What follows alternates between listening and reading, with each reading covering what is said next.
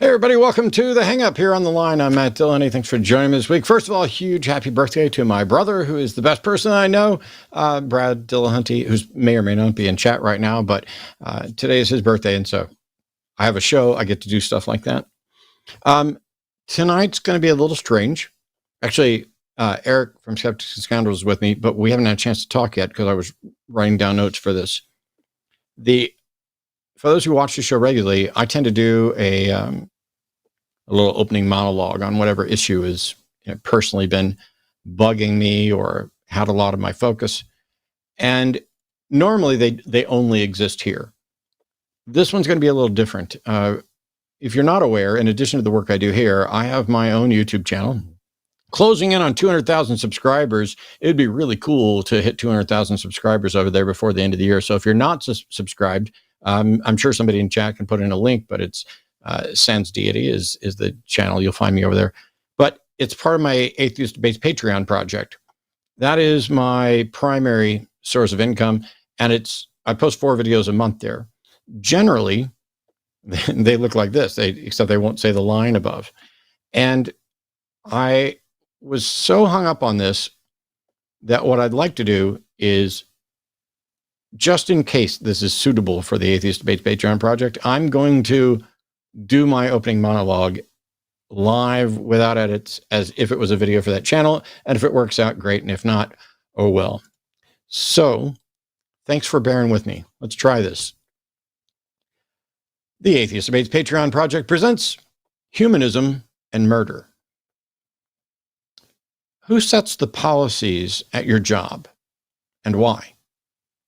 I know that in the past, when I've worked for other people, somebody's out there making decisions, and I frequently disagree with them.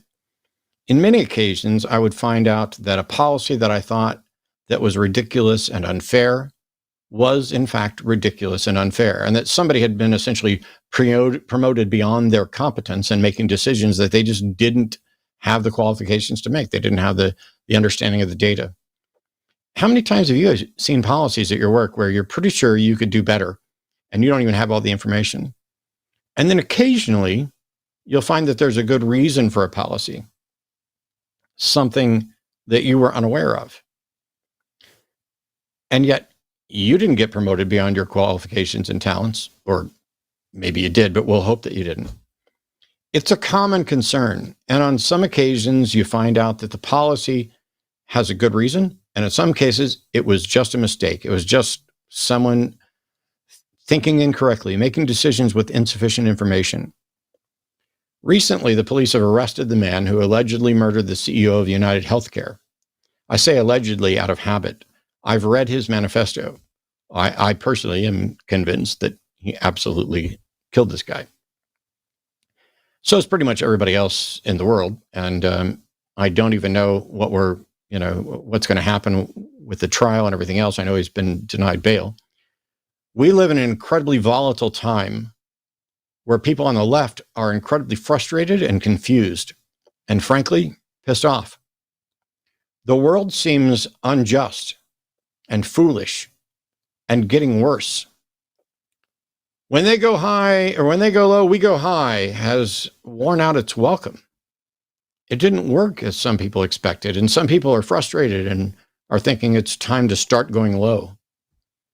The right has managed to go low consistently. Lying, cheating, stealing, further marginalizing minorities, staging violent coups that result in the death of police officers, and instead of justice, they now control every branch of government. Instead of facing the just wrath of a government that will not be taken over, they're in charge. It feels like Bizarro World, and it's an incredibly frustrating place to live. I wake up in it every day, and the frustrations that I feel include emails from people that are attacking me, attacking us, attacking the line, attacking secularists, attacking Americans. It doesn't matter. It feels really strange. And the left called out all of those things. They called out the lying, the cheating, they called out the insurrection, and it didn't matter. They laughed in our faces and mocked us and flatly announced how much more they're going to do when they take over. And yet the USA failed its ethics test. And now it seems we're going to continue to fail our ethics test. A good chunk of people on the left have been praising the murderer and painting this guy as an idealized hero. He's finally standing up for the rest of us. He's pushing back against the millionaires and the billionaires and the CEOs and the oligarchs. He's pushing it back against the system in the only way that works. And don't forget, he is, as I'm told, a stone cold hottie. So justice should work a little differently for him. I understand the frustration and the reaction. And let me be clear, I don't mourn the death of that CEO. I don't know whether the world's better off with that person in it or not. I don't think that's a decision that I or any other individual should be making.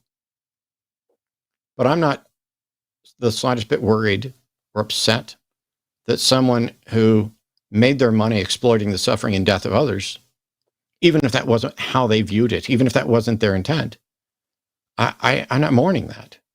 I am, though,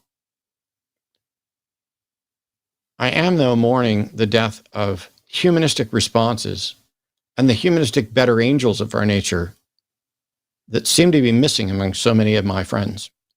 I haven't run around commenting. There's memes all over. There's jokes.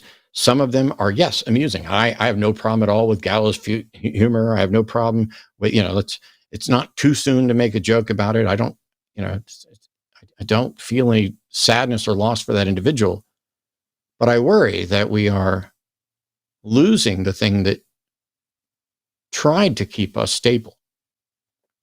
When they go low, we go high. Maybe we don't have to go high, but maybe we don't have to start sanctioning the low. The Shooter's Manifesto demonstrated that he wasn't some lefty idealist standing up for the rest of us. He was a confused, frustrated, and justifiably angry person who felt that his mother had been repeatedly screwed over and left to suffer by United Healthcare specifically. And he may be right. But there's a process to address that claim that doesn't include killing the CEO. He decided that he didn't care about the law. That's in his manifesto. He decided that he was granted sovereignty by the Second Amendment and that this justified him retaliating in whatever way he chose to. Now, the CEO almost certainly didn't know this person or their mom, probably didn't know anything about their cases, probably didn't even have any real hand in either the denial or even the policies in many cases that led to the denial. So maybe if you drop down to the person that the CEO hired, or the people who reported to the CEO who made those policies, maybe they were the ones who should have been the target of this anger. Certainly, it can't be the person who just denied the claim. That's just a worker. That's just a worker who followed the policies in order to keep their job. And it's really frustrating. Where do you put the blame? And it makes sense that he decided we have to go straight to the top. The buck stops here. This is where we have to make the change from the top down, and it won't happen any other way. The same policies that you see as problematic as your job exist in the healthcare field, and some of them have good reasons. They could be bad policies, it could be good policies. Maybe the problem is having a healthcare system where exploitation and corruption exist and need to be opposed at every level. Maybe that system is just the wrong system. If they're trying to stop doctors from exploiting insurance companies for money, then what they're really fighting about isn't healthcare. They're fighting about money. There's profit to be made in the healthcare industry, something that should end now. And as long as there's profit to be made in the healthcare industry, there's going to be a battle between the healthcare providers, the doctors, the nurses, the hospitals, and the insurance.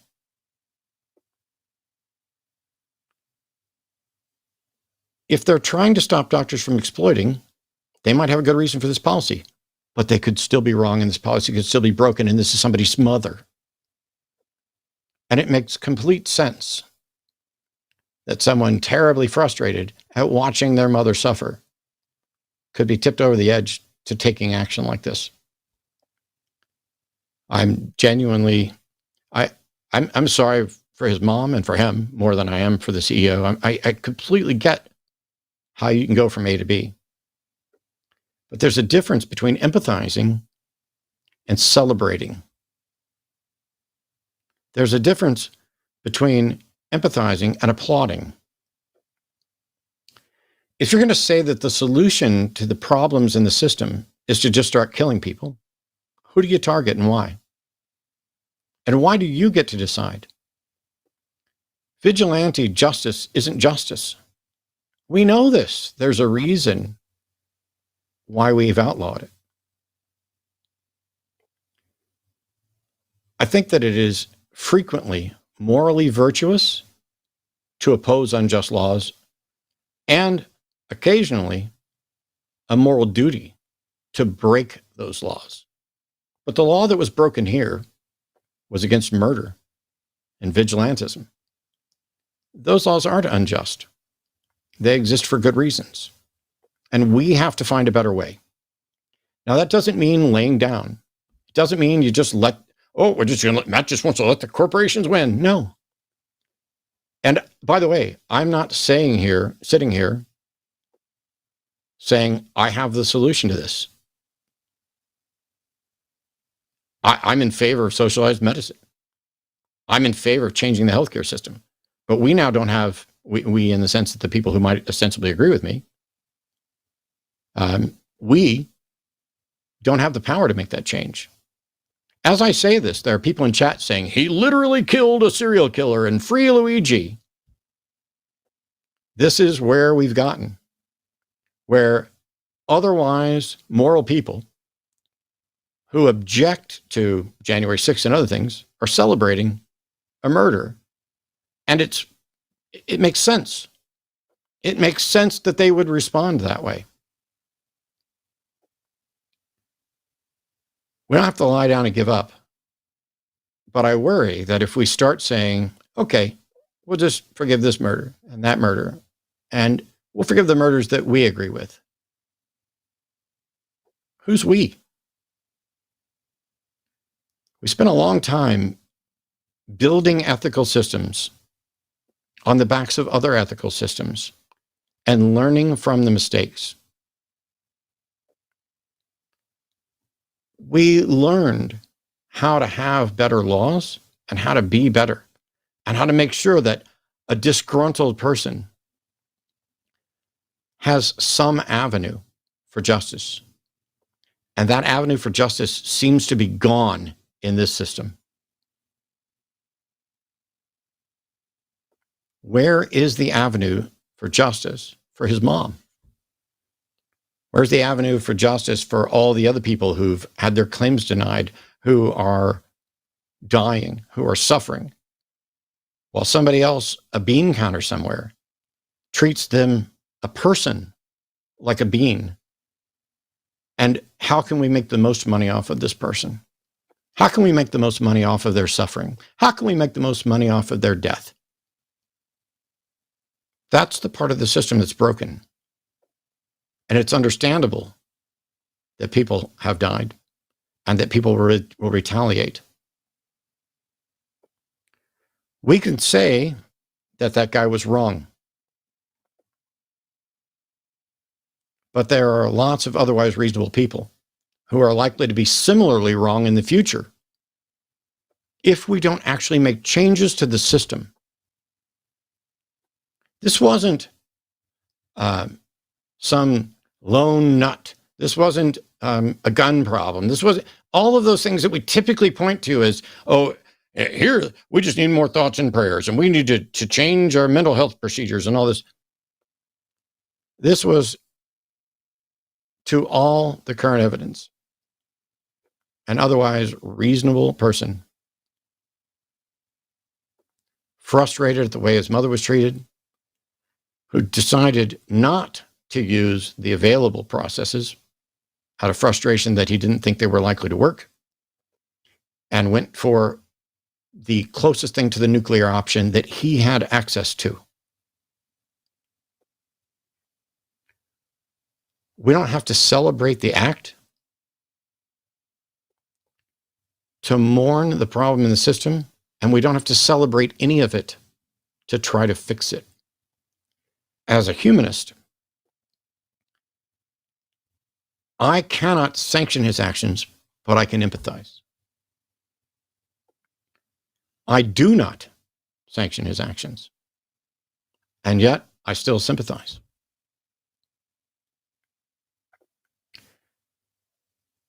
There are people, billions of them, who are suffering. And it's really easy to say, I'll be the one to decide how to avenge those people. And you may be right. The problem is, if you're right, it should be easy to work cooperatively with others. The foundational principles of humanism that grant us sovereignty and that set us out to try to resolve our problems without appealing to gods, without appealing to religions, those principles not only grant us the sovereignty over our life, but protect us from the sovereignty of others. You get to decide how you're going to act. And this individual decided and wrote in his little manifesto that he's above the law. He's a law unto himself. And if you celebrate that, then you have to avoid being hypocritical, celebrate it for the people who committed crimes on January 6th. There's been no demonstration that anything unjust happened other than the murder, just that he was convinced that it happened, and that all of us empathize with the broken healthcare system and the people are suffering and the frustrations of the red tape. The system has to be fixed. And so once again, I'm stuck because I'm glad that things are changing, but I don't like the way some of them are changing. And as a humanist, I'm going to have to keep struggling with the fact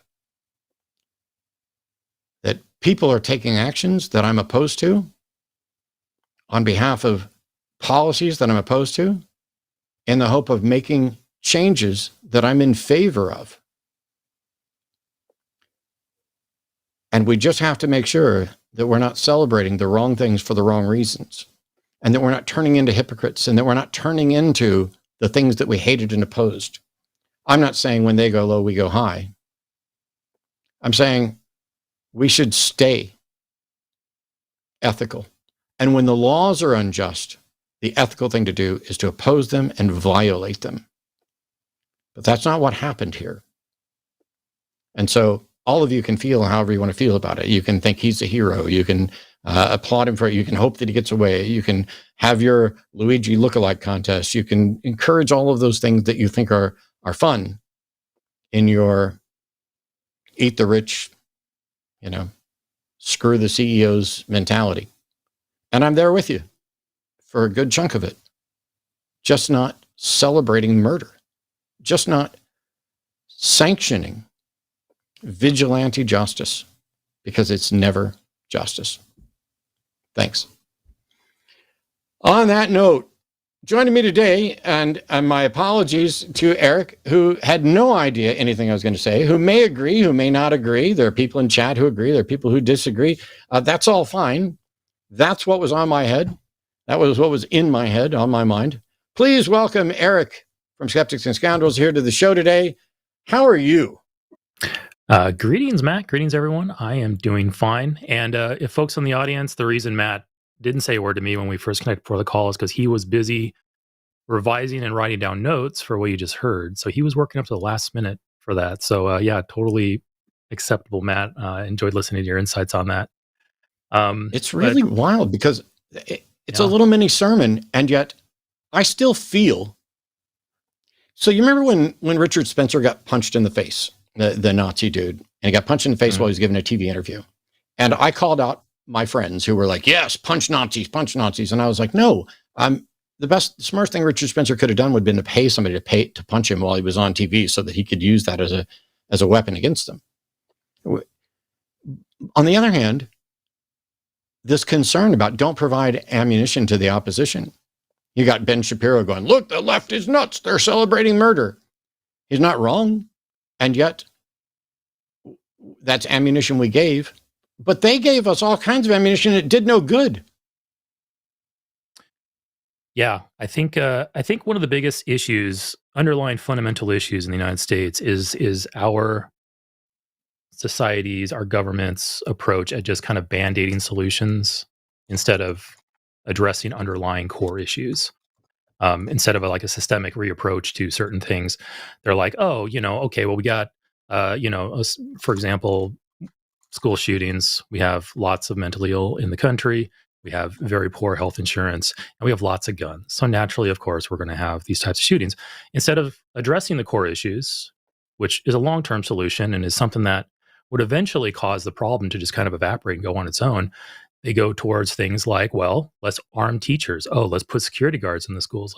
They do everything they can do to avoid addressing the core issues, because usually addressing the core issues in the case of, firearms is, gun industry is big in the United States. It makes a lot of money. They don't want that to go away along with the problem. They want to keep what's causing the problem, but somehow make the problem go away. And in many cases, that doesn't happen. And we see that in lots of other things, with like infrastructure, social issues, politics, and all that. And with this CEO shooting, I was in Las Vegas at a work conference, so I missed maybe like the first 2 or 3 days of it. I was like catching up with the news on the flight back. From my perspective, yeah, I'm pretty much in the same boat as you in that there's a conflict inside of me. I'm only human. There's a conflict inside of me. There's the humanist side of me that I don't want to see people gunned down in the streets. I don't want to see families have to deal with the tragedy that befalls them. But then there's the utilitarian, pragmatic side of me. It's like, well, maybe something good might come out of this. I don't have to care about the victim. And even as a humanist, I don't have to care about the victim. I can care about the crime and the act that happened and the repercussions that it'll have going forward, normalizing this kind of, barbaric behavior. But I don't have to necessarily like the guy or even pity him. I can pity his family plenty. I feel very sorry for his children. They're probably going through hell right now. But, there's a conflict inside of me. I don't want to see this happen, but I want to see the good things that actually might come about, as long as, nobody hijacks it for their own, objectives, which we've seen happen many times before. Yeah, who knows? With tragedies like this, yeah. But basically the thing is, to the audience that I'm trying to express, is it's okay to feel that conflict. It's okay to denounce the act, but be hopeful about what it might bring about, because what's done is done. We can't rewind it. It's now a thing. And the best thing we can do going forward is to find a way to take this bad thing and turn it into something good, because that's all we have left with it. We can't undo it. We have to do something with it. And above all, make sure it doesn't spiral into something even worse. Normalizing this type of behavior, seeing more people gunned down in the streets, things like that. And I say this as somebody who I worked in the healthcare industry as a software developer for the first 5 years of my career. Not because I was a part, I necessarily agreed with it. It was just I was desperate for my first job, and I took whatever I can get. And I will say that when I left that job and I went into the entertainment industry, which is where I'm now, I felt much better about myself. I felt a lot cleaner. I don't agree with any of those policies or anything like that. But I understand why this whole thing happened. And I think that's kind of one thing that nobody's disagreeing with or even asking about. Nobody's asking, how could this happen? Why could this happen? We all know, we all perfectly understand exactly why this happened. None of us are surprised that this finally happened. We have an industry that will take your money with the promise of, we'll be there for you when you need it. And then when the time finally comes when you need them, they say no. And naturally, and on top of that, you have loved ones dying, people prolonged suffering. It's none of us are surprised at this. And when it happens, if it happens again, probably will. Not an advocation for violence or anything, but realistically, it's like physics, where if nothing changes on the underlying problem, we're going to see the same thing happen again and again and again until those fundamental issues are addressed. And I think one quick thing I came up with is, maybe all these new CEOs who are now newly concerned for their welfare and are willing to pay extra for security, maybe we should have every one of those CEOs put their office in a public school so that the security that the CEOs get will actually go do some good in preventing the children in our school from having to face violence in their school. Yeah. Somehow, two birds with one stone with that, and kind of like propose that and like see how they feel about doing something like that. And how broken does the United States have to be if the death of a CEO contributes more to changing the problem with gun violence than the death of hundreds or thousands of children? Yeah. Absolutely. That's what I don't get. I don't care that somebody punched Richard Spencer. I don't care that somebody shot this CEO. There are people who in anger are going to do all kinds of things. Hell, I just saw a note today that a wrestler from the 80s is getting ready to go to prison for killing his wife. I barely knew of the guy, but I heard the name. Stuff like this happens. And there's a number of different angles. One, it would be nice to know how and why it happens, and what drives people to the point where they think the only avenue left is to lash out violently, murderously violently, to others. Somebody asked, what law should he break? In this case, I don't know, because we only know from his manifesto what he said had happened to his mom. And we haven't heard anything from the insurance company side. Now, I'm not going to sit here and defend either of them because I don't know who's in the right. It's entirely possible and likely that the insurance company is just shitty and wrong.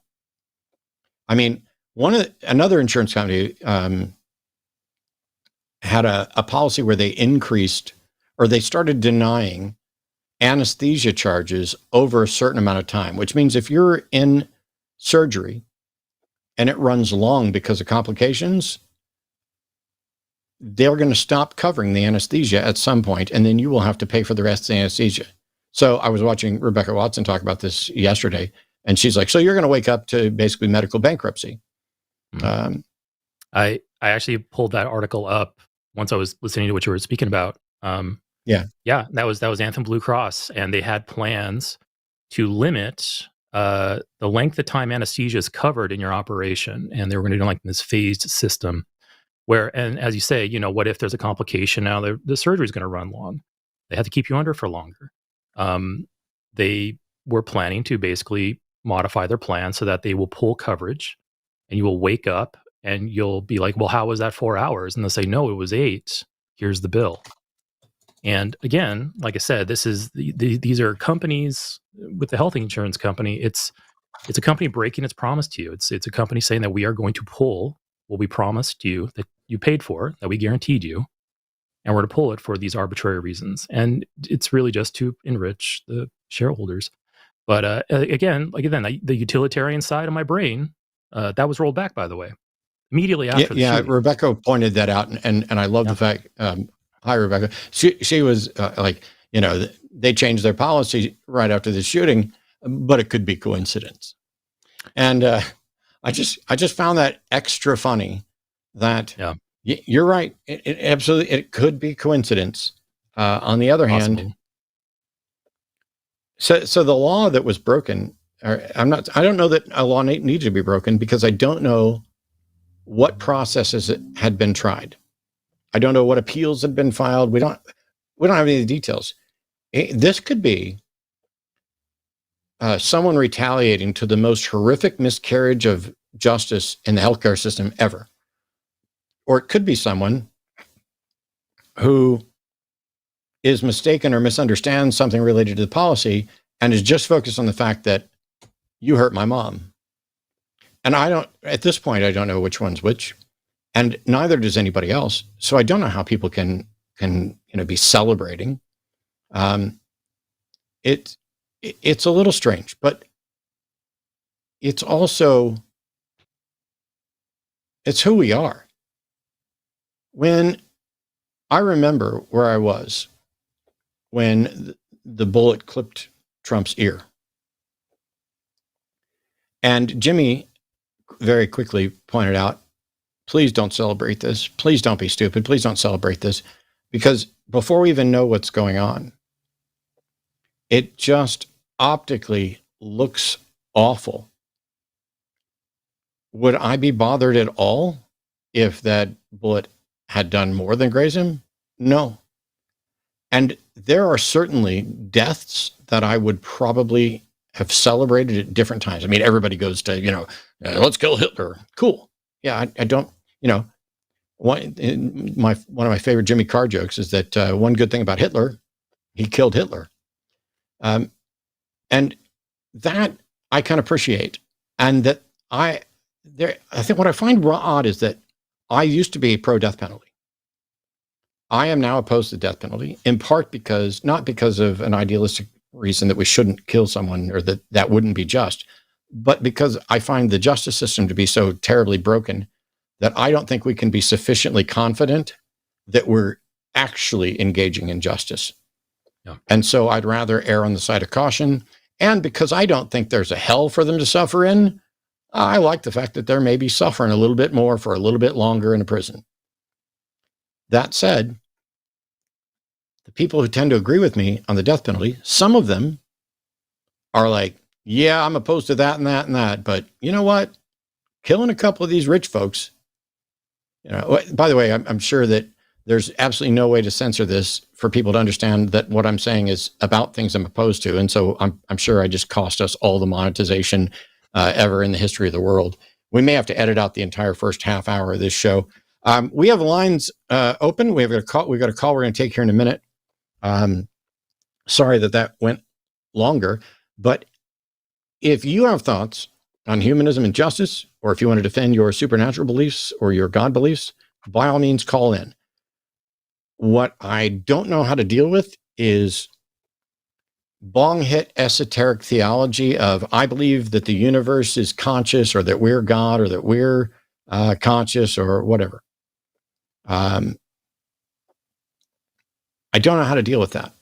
And it's not the sort of God thing that I have much interest in. I want people to say, here's why I believe in God, and here's why I think you should believe in God. And fortunately, we've got a caller right off the bat.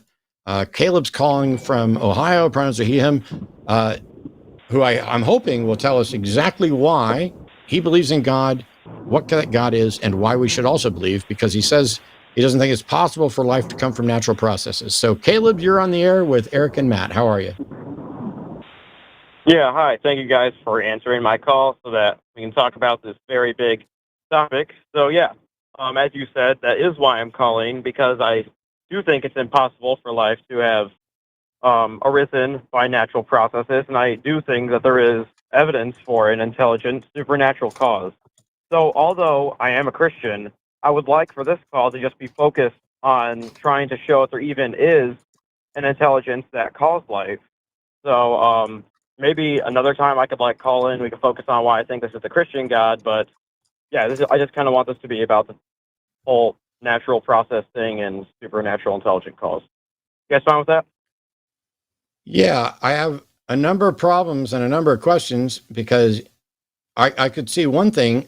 There's one case to be made there's one argument you could make a number of different ways about how and why natural processes are insufficient to account for the origins of life. Or I'm assuming you're going with origin of life because you said life arising. Yeah, just like life coming about, just like a sort of Sure. a biogenesis. So, I don't think it's so. Hang on, I'm going to get to that. I'm trying to explain the point. It's one thing to argue that you don't think that natural processes are sufficient. It's another thing to say that you have evidence for supernatural processes, because in the entire history of the world, no one has been able to demonstrate that supernatural processes are possible or that they are detectable. And so let's start with the easier of the two, the one that is at least not obviously unfalsifiable. How did you come to the conclusion that it's impossible for life to arise by natural processes? Yeah, that's actually what I was going to get to first. I wouldn't want to assume what I'm trying to prove. So, first off, I think probability and complexity are two of the things that are within this subject that make me think it is either impossible or else there's an extremely, extremely infinitesimally small chance of it happening. So, to kind of get It to needs to the be impossible. It needs to be impossible, though, no matter how unlikely it is. How do you determine that it's less likely than a supernatural thing? okay, so why do I have to show that it's impossible and not just Because if highly it's not improbable? impossible, then you have not ruled out natural processes. You've just said that natural processes are unlikely. Okay, Well, what he if I actually think they're said unlikely and so. I think that's super? Caleb actually did say that he thinks it's impossible for life to arise by natural processes. So he made that positive claim. So Caleb, when we ask you how do you know that, we're addressing that claim you made. Okay, can we start out with unlikely and an infinitesimally small chance? Can we go down that route? Here's the problem, Caleb. If it's unlikely, or if it is really low odds, how do you show that that's less likely than your supernatural proposition? So I kind of wanted to start this out. I'm starting out with this, and then I'll get to that in a second here. But can I first show why I think there's an infinitesimally small chance? Well, sure, but let me ask you this. How many universes do we have to explore? Just this one. Okay. So how do we tell how likely this universe is without anything to compare it to?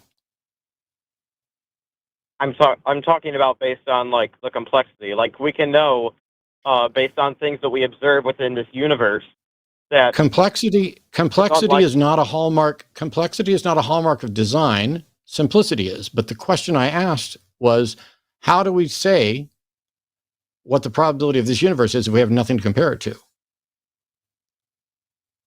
based on things within our own. So let's say that you have lived in your house and never gone outside for the entirety of your life. There's no windows, no doors. You're just in that house. How do you know what's outside of it? I guess you can. I think maybe Do based on you things know from inside the if house, there I guess. do you know if there are any other houses at all? What was that? So if you've been stuck there the entire, you have no idea if there are even any other houses, and you don't know what any of those houses are like. So how can you say that your house is more unlikely than some other? I guess you can't because you don't know. You don't have any knowledge of that. Right. So you can't say that this universe is more or less unlikely than another because you have nothing to compare it to. I didn't say the universe. I said life within the universe. It's functionally the same thing, though. We have one example of life in the universe, and that's us.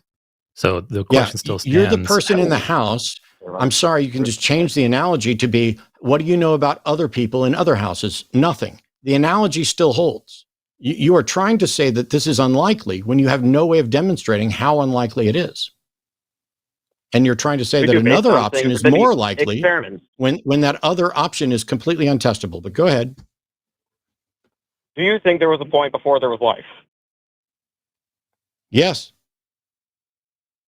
Yeah, most people do. So if there's a point when there was no life, we can see based on experiments how unlikely it is for different particles and amino acids to self-assemble and to create life. We can see how unlikely that is, and that's something within our own universe and our own natural laws. Actually, no, we can't. How so? The analogy still holds. We have one example of life, and that's on our planet. We don't know how many other examples of life we could potentially examine out there because we don't have visibility on all those worlds. So Matt's analogy still stands. You know about the experiments that have been done, though, right? Like to try and simulate this? Because do you think biogenesis we know happened? all about them. I've been doing this for 20 years. We know that the Miller-Urey experiments demonstrated that proteins can arise from purely natural circumstances. And then the creationists say, yes, but the circumstances that they used in the Miller-Urey experiment don't match the early Earth, which is irrelevant because Miller-Urey doesn't show, and neither does the Gennaro studies in abiogenesis. They don't show how it necessarily happened. They show the different ways that it may have happened. How life began and where life began is still an open issue. Did it begin in the deep oceans coming out of vents? Did it begin on some other planet and then was, panspermia through a comet or whatever here? We don't know yet. But what we do know is the building blocks of life exist throughout the galaxy and have been detected, and that the processes that may lead to life are certainly not impossible, and we know that life is here. If you want to propose that there's a better explanation for life, you have to show a couple of different things. One is you have to show that the explanation is possible, then that it is probable, and then that it is more probable than the current explanation. And Caleb, let's take what Matt just said there, and let's even just strengthen your case just to kind of show you how this line of reasoning doesn't get you anywhere. Let's say we've done thousands upon thousands of experiments, and they've all failed to generate life in a lab, or even generate the building blocks of life in a lab. I will just give you all of that for the sake of argument. Does that at all tell us whether it's possible or not? Well, if us using all of our intelligence cannot produce life, what makes you think that non-intelligence can, or just a random process? Caleb, I asked you a question here. Please answer it. Let's say we had thousands of failed experiments. Does that demonstrate to us that it's impossible?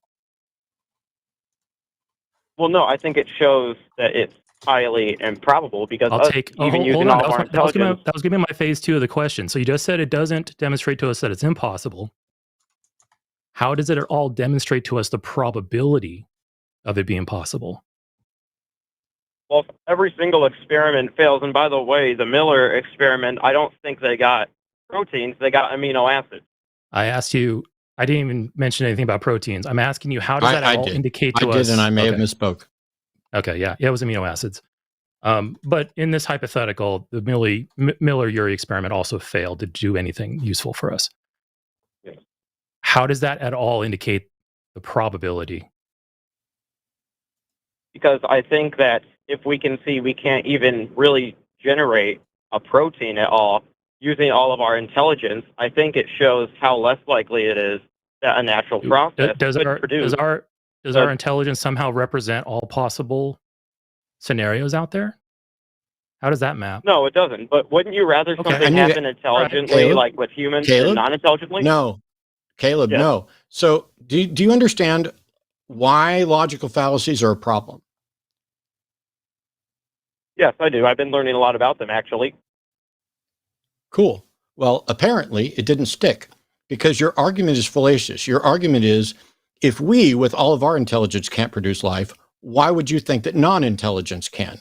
That is a fallacious argument. What fallacy is it? What fallacy is it? It is an equivocation fallacy. It is structurally invalid. Your syllogism is not valid. It assumes that intelligence is needed or required to produce life or something else. You have to demonstrate that. You don't get to assume that. That's the very thing you're trying to do. So depending on how you frame it, that could be a circular argument. It could be a unconnected terms. But at the end of the day, if you say, hey, look, if we can't produce life, why do you think non-intelligence can? Well, 1,000 years ago, somebody's like, hey, if we can't fly, why do you think that it could occur naturally?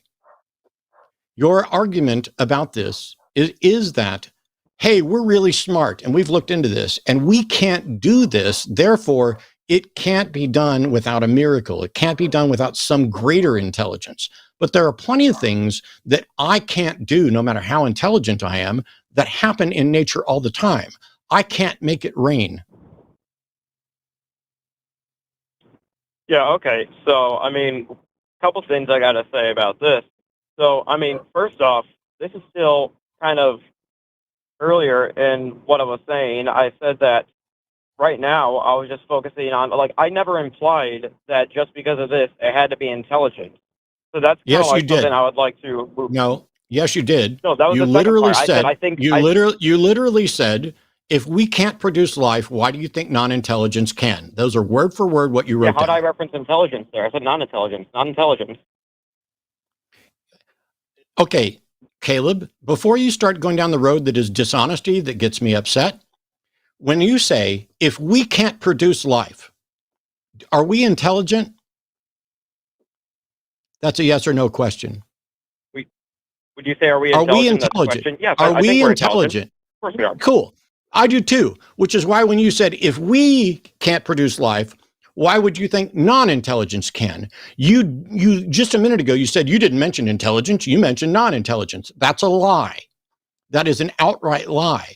You were saying, if we intelligent beings can't produce life, why do you think non-intelligence can produce life? You implied the intelligence and countered it with the non-intelligence. How dare you suggest that I have somehow misrepresented your fallacious argument by saying a word that you didn't say when it was implied? Are we intelligent, Caleb?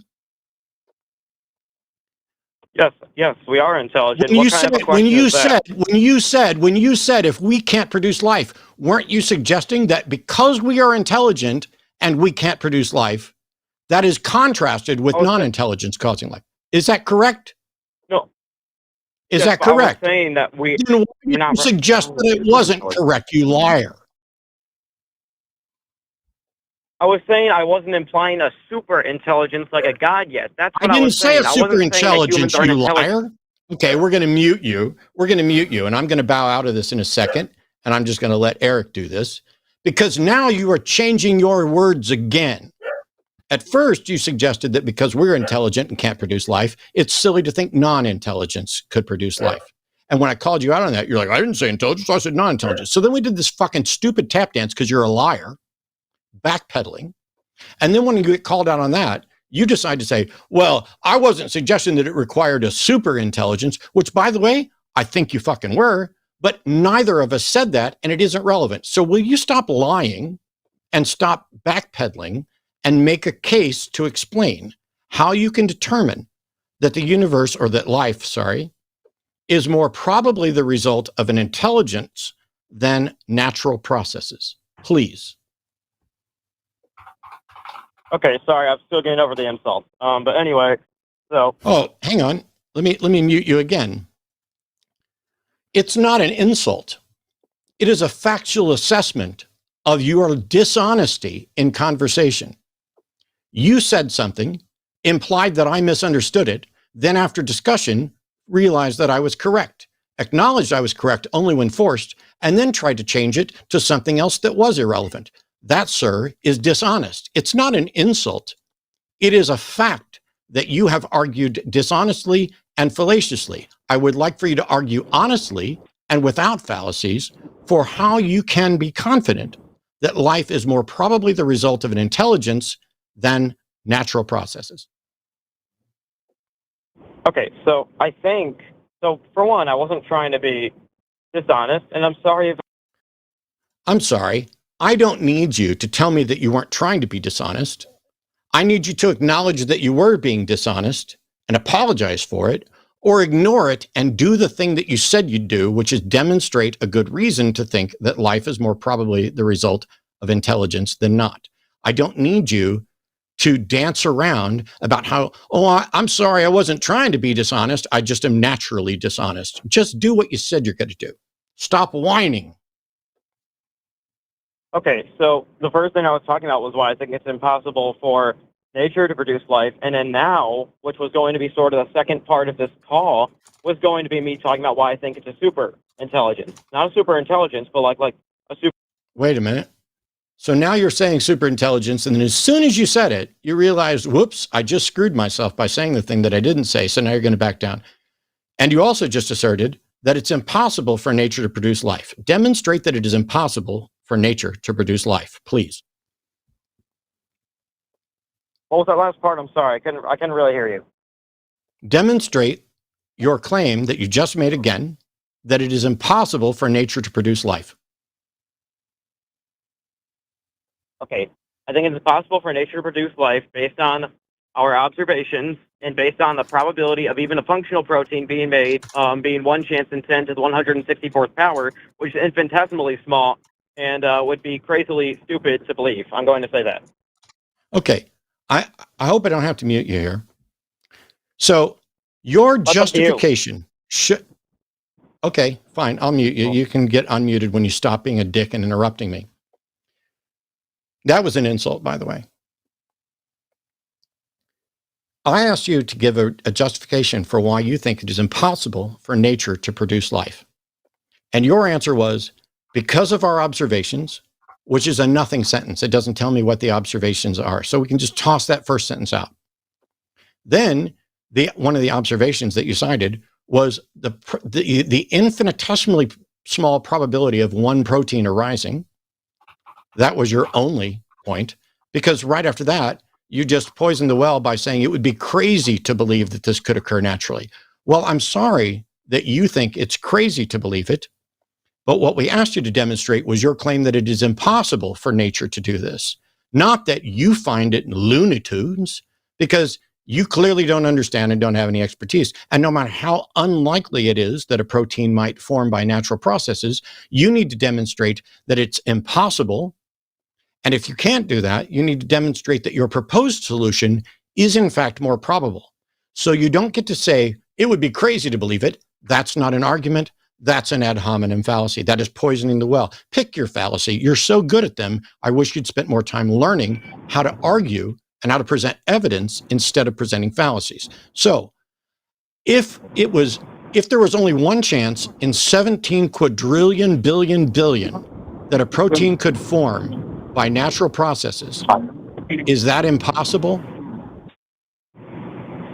Okay, here. So I think that when I was at the call screener or whatever... I'm sorry, Caleb. The question I asked is, if it is outrageously improbable that a protein forms, does that mean it's impossible?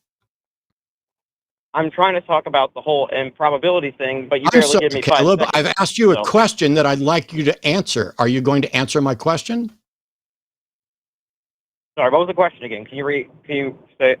This is really frustrating, Caleb, because I'm sitting here doing all the work alongside Eric, and now I'm having to restate the question that you refuse to listen to because you're more interested in waiting for your turn to speak than you are to actually have a conversation. So, well, if you let me speak, maybe I wouldn't have to worry about it. I tell you what, never mind. Are you going to answer my question or not?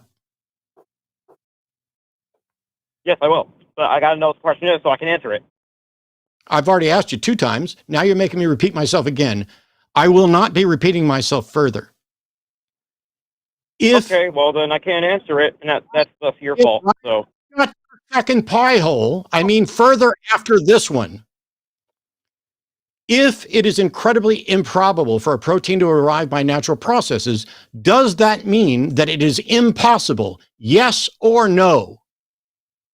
No, it's extremely unlikely. I think it's virtually impossible. Let's check. Okay, let me mute you because you're clearly too silly to understand that yes or no is simply one fucking word. You don't deserve to get more words because your words are bullshit. Your words are fallacies. So, if it's not impossible, are you planning to retract your statement that it is impossible for it to occur naturally? Hey, virtually impossible, I said. Virtually impossible. Okay, virtually impossible. We can still choose. Caleb, how possible is God? So you see, that was the second part of this, where I'm talking about why I think the DNA points toward an intelligence. Caleb, I'm going to mute you again. You're really bad at this. I asked you a straightforward question that you can then answer in order to get on to the next thing. But instead you wanted to whine. Well, that's what I was trying to get to. If you just let me talk. I'm happy to let you talk as long as you're being honest and as long as you're actually answering the questions and actually presenting something.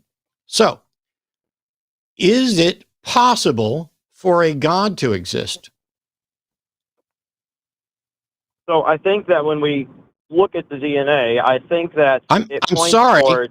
Caleb, the question I asked had nothing to do with DNA. The question I asked was, is it possible for a God to exist? Oh. Yeah, okay, I'm sorry. I thought you were saying how possible is it? I'm sorry. Okay. No, you're not sorry. You're not listening. This is really frustrating, Caleb. I don't understand this, genuinely. I think don't part know of the if it's reason, because- I think I don't know if part it's of the because you're problem is driving. yeah, he's probably driving. Are you driving right now, Caleb? Oh, I'm not Are you driving? Okay. Then why is it you No, can't pay attention to the questions we're asking and just address those?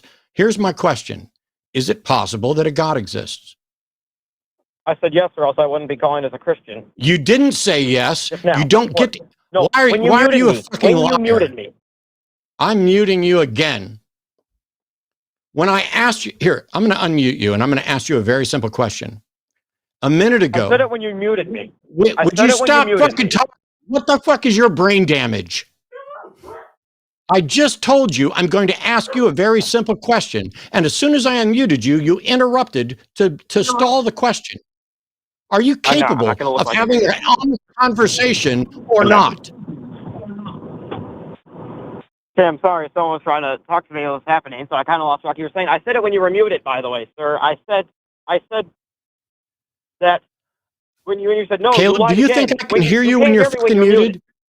You can't hear me when I can't hear Caleb. I can't hear you when you're muted. You know that, right? Yeah, I know. I guess I didn't really understand. I was muted, or else I was just whatever, you know? If you don't understand how fucking mute works, you have no business making any sort of decision about the probability of life arising. Learn how mute works. It looked like I had zero answer. You don't have an answer. No, we didn't. You haven't answered. So here's the question. Is it possible for a God to exist? Yes or no? Yes. Yes. How do you know yes. that? And then once you called me a liar, because I said on mute beforehand, I said yes. Okay, I'm going to mute you again. Caleb, when I say it's a yes or no question, you don't get to add to it. The purpose is for you to say yes or no so that I can then ask the follow-up and move the conversation forward so that we can make progress and not sit here and keep spinning our wheels because you are too obstinate to engage in a decent conversation. So, since you said it's possible for a God to exist, my follow-up question is, how do you know it's possible for a God to exist? Thank you. Okay. Based on the second part of the argument, which is DNA, I think pointing to an intelligence among other things such as the universe's beginning showing that there is a supernatural and other things. I know this is just claims, but these are what the arguments show. No, these are just claims. Okay, well, can I go through How them do with you know you, it's show you why I think that? possible? How do you know it's possible for a God to exist? Where's the demonstration that God existing is a possibility? Okay, so like for the universe, for example, this is a question for you now, kind of, and then I'll move on. Like, so do you think the universe had a beginning? I don't know. Okay, well, I think that it did, and you can't have X to explain X if there is no X to explain X. Like, you can't have the universe to explain the universe. Caleb, because there was no universe to create the universe. Caleb, I asked you how you know it's possible for a God to exist, and you're talking about the origin of the universe. We don't know what the origin of the universe is. You're trying to interrupt me one more fucking time, I dare you. We don't know what the origin of the universe is. I'm asking you how you know that God is a possible explanation for the origin of the universe, and you are just asserting that it is. How do you demonstrate that it is possible for a God to exist? Okay, so you see, you use the word God when I first answered, I'm not talking about any specific thing. I'm talking about the beginning of the universe to show. Okay, Caleb, I think we're done. I'm not going to hang up on you because I want Eric to be able to jump in here and I've just kept talking. But now you're being dishonest again. You've already acknowledged you're a Christian. You didn't want to get into Christianity, but we did at least talk about God as the highly intelligent supernatural first cause.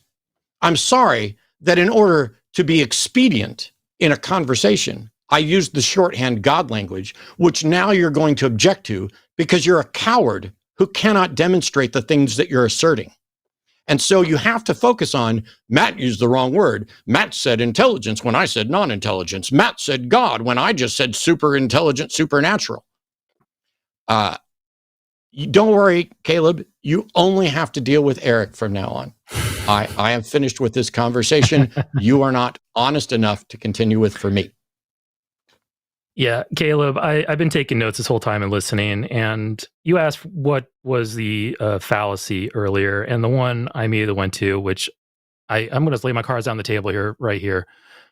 You're exercising a large argument from ignorance. I'm sorry, incredulity. My bad. Argument from incredulity.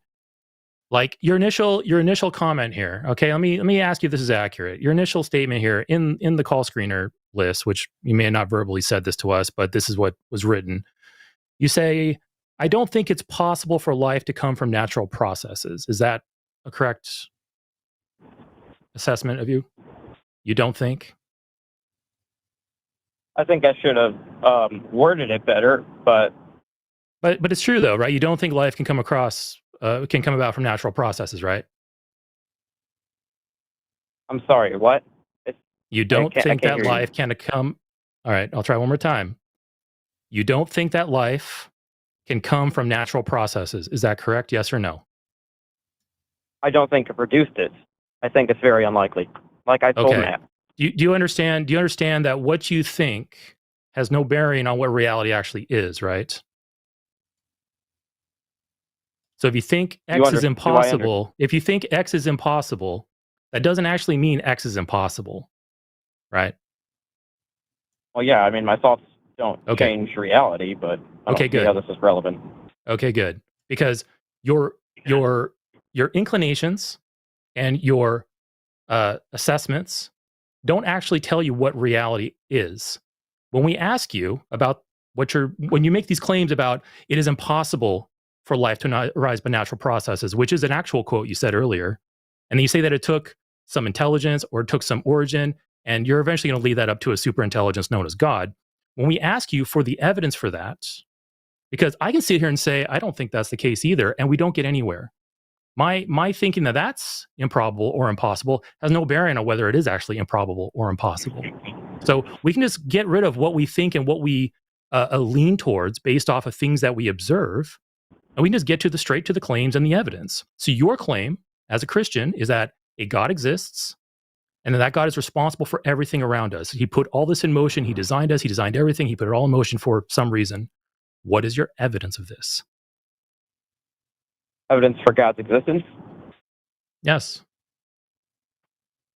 Okay, so I mean, this is kind of vague because there's a lot of different arguments and evidences that people use. I mean, I guess I would just have to choose one. I mean, there's the cosmological argument, which I was kind of starting to present to Matt, and I was trying to lead up to a supernatural, but he's like, why are you talking about the origin of the universe? It was kind of like a step-by-step trying to lead up to that, though, which is how arguments work. You know, there's like premise one, premise two. Okay, so cosmological argument. What about it? Like, I know, like, so Caleb, give us a piece of evidence. One piece of evidence. Okay, so what I was saying, I don't know if you heard, well, you said you were listening, but I was saying to Matt that you can't have X to explain the origin of X because there was no X to create X. Yeah, you can't have the universe to explain the universe. I actually made a note of that. You can't have X to explain X. So when we put God into the X in that statement, how is that not self-defeating for what you're trying to propose? You can't have God to explain God. Because if we're talking about God, which would be a transcendent being, so we are no longer in. I think that energy is I think energy is a transcendent entity. I think energy can neither be created nor destroyed. It's immune to time. I think energy fills that role for us. Right? So something can't explain itself. Energy. Yeah. Oh. You're basically saying universe can't explain itself, but my God can. You just literally said X cannot explain X, but you're saying except this one thing that I really like. How's that all convincing? Not really so it's sort of like the law of causality, saying that if something doesn't have a cause, then if something is uncaused, it doesn't need a cause, you know? So if there is something that Prove that wasn't anything is created, uncaused. Yeah. what do you say? Oh, never mind. I was Prove going to to stay us. out of it. But with your special Yeah. pleading, you don't get to assert that anything can be uncaused or that you know anything about that anything that's uncaused. Yeah. How do you even test that That a is God unless is the Bible uncaused? is true. How do you But- even test the Oh, existence of a but- God? So, Caleb, I'm sorry. how do you Unmute him. even test the? Yes, okay. How do you even test the existence of this God? And once you get that far, how do you test that this God is uncaused? Okay, so at this point, like what I was saying about the universe, so whatever created the universe must Why be are we hand- outside Why are of- we hand waving at the universe, Caleb? Why are we hand waving at the universe when I ask you a question about your God?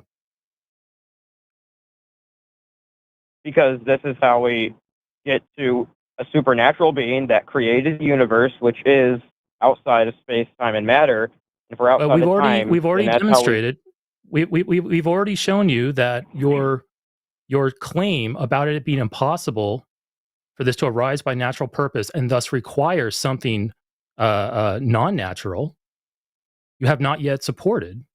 You have not yet shown that to us to be true. That's just you saying, well, I don't think it is the case, so it must not be the case. So can you demonstrate this God to me without hand waving towards the universe or anything else? Because I can demonstrate to you the existence of lots of things without having to appeal to the universe and my misunderstandings about it.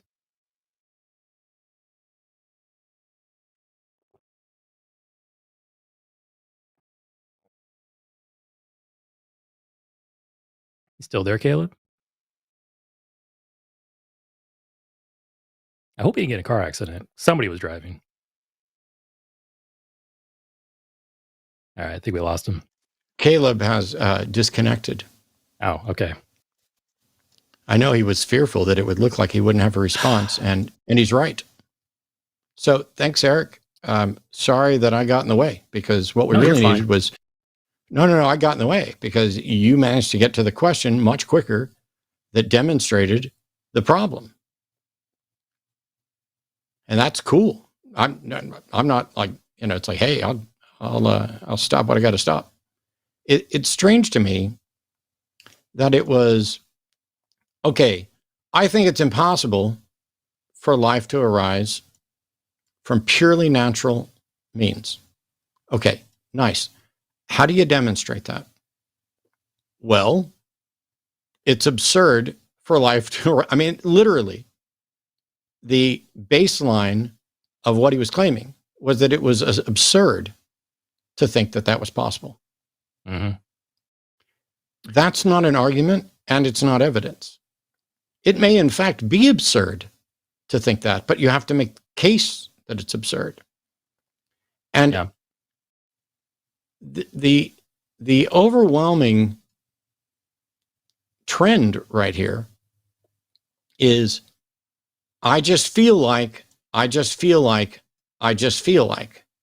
And then when backed into a corner where he had nothing else, it became, well, not if the Bible's true.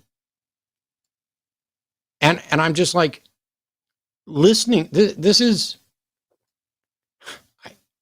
I'm never trying to be mean or a dick to anybody. But I sat here and took notes. Eric took notes while I was talking. And the question was, how do we know that God is possible? How do we know that an intelligence that can cause life is possible? And what he would like to do, although he didn't phrase it quite like this, is suggest that if we don't have a good reason to think there's a natural explanation, we are then warranted in proposing and accepting a supernatural one. That is also fallacious. The mere absence of us having an explanation that is naturalistic is independent of whether or not there is a naturalistic explanation, and it still does not demonstrate that anything supernatural exists or can exist. This is the process of saying, oh, we're so smart, we've done so much, surely by now we should know enough about the natural to say that this definitely happened and this definitely isn't natural, which would mean it is definitely supernatural. But he can't do that. And he's just barely honest enough about it that he acknowledges it's a vanishingly small probability. Cool. Maybe it is. I don't think it is. And the odds of life arising in this universe are clearly 100% because it happened. So now we're just talking about how. Everything else seems to work by natural processes. Absolutely everything. Chemistry, physics, these are all natural processes. What about life violates chemistry and physics or natural processes? Nothing. There's nothing about it that is inconsistent. There is just a perception on his part that it is incredibly unlikely. And so then the question becomes, okay, what you need to do is just notice that you said it's incredibly unlikely. And you've done that with an attempted calculation or an approximation. How likely is a God? And where is the calculation or approximation for that? And every time we would get to those questions that would expose it, it was, well, I didn't say intelligence, I said non-intelligence. Well, I didn't say God, I said supernatural superintelligence. Well, I didn't say superintelligence. Well, I did say superintelligence, but I didn't want to say superintelligence because that put me in the thing of saying superintelligence. It's, if you just answer the question, we can really easily get to, hey, here's where we disagree and why. And I think that for both of us and Caleb, we disagree on a couple things. One, if I'm unaware and the entirety of humanity is unaware of a natural explanation for an observed phenomenon, that does not mean we are warranted in proposing or accepting a supernatural cause. Supernatural causation needs its own demonstration, and that means it needs its own mechanisms, methods by which we can show this. That's never occurred. And so really what this is it was telling because he called it crazy to think that proteins could arrive naturally. And so Caleb just feels that it's preposterous because the odds are so low. And in his mind, and this is where religion has done the damage, in his mind, like my previous mind, all of these people believe there's a God, worship a God, interact, they think, with a God. They have stories about what they think God has done for them. And this overwhelming mass of anecdote must mean that God is more probable as an explanation for life than natural processes. But not only is that not the case, it is debunked by a different version of theology. The theology that holds that there is a God and that God used natural processes to bring about life. In which case, the natural processes exist and could do it, and all God was doing was setting the environment, which can occur in a number of different places. But we don't know how it happened. It's a discomfort with saying, I don't know. And when he asked, did I think the universe had a beginning? And I said, I don't know. The answer is, it depends on how we define beginning and how we define universe. For me, the universe is our local presentation of space-time. It was originally named universe because it was supposed to be uni, everything. It is the one everything. Then we realized that what we've been calling the universe should probably be called, there may be others. We can't rule out a metaverse full of universes. And so this is where Carl Sagan famously said, the cosmos. The cosmos is all that is, ever was, etc. The cosmos contains our universe. The cosmos contains a God if it exists. It is outside the space-time of our experience, perhaps, I don't know what that means, but it would still be part of the cosmos, the sum total of everything. If a multiverse exists, it is part of the cosmos. We don't have good enough language for this stuff. And because of religion and how it feels normal, because your mama wouldn't lie to you, and all the people standing there in church that are feeling it, they must be feeling something, and the best explanation is it's coming from God. All of a sudden, that falsely elevates God as a potential candidate explanation. When I reject the claim that God is a potential candidate explanation for anything, there is absolutely nothing for which I've seen any demonstration that God is even a candidate explanation for it, including the universe. Anyway, we got a bunch of calls. Yeah, I just want to punctuate that when we were getting to probabilities, I'm sure we all here understand that, but maybe Caleb can use a refresher. Um, Grade school math, numerators and denominators. That's how you calculate probabilities. You have a number over another number. The number above is something observed that meets this criteria, and the number below is all scenarios that could potentially meet that criteria. And that's how we calculate probabilities. And the way we calculate probabilities is by doing lots of observations, lots of data collecting, and we need an understanding of what is possible and what is not possible in order to come up with that bottom number. So in the case of natural events, we observe many, many, many natural events in the world. So that numerator is going to be quite large over a larger number, obviously, but we don't know what that bottom number is. We don't know how big the possible events are. We just know that we have a lot of observed natural events. So I challenge Caleb, now do that for your supernatural events. Yeah. So you're going to have some number over all possible events that could meet those criteria. Get that number from 0 to 1 with anything. Show me one case of something not natural. And then we can bring your proposed claims to the table. Because until then, we have no idea whether such things are possible or impossible. And as far as I know, Caleb doesn't know either. He leans that way because he's relying on his own incredulity, and sounds like Christianity has kind of gotten in there and gave him comforting answers to problems that we are still struggling to solve. So, Caleb, come back and tell me why the numerator in your probability for the supernatural is somehow greater than 0. Give me one example. Because if you can't, then I'm just going to dismiss it. I'm not declaring it impossible. I'm not saying that number is indeed 0, but from all observations, it is currently 0. And until you can show that it is anything but that, then we don't have to consider these things.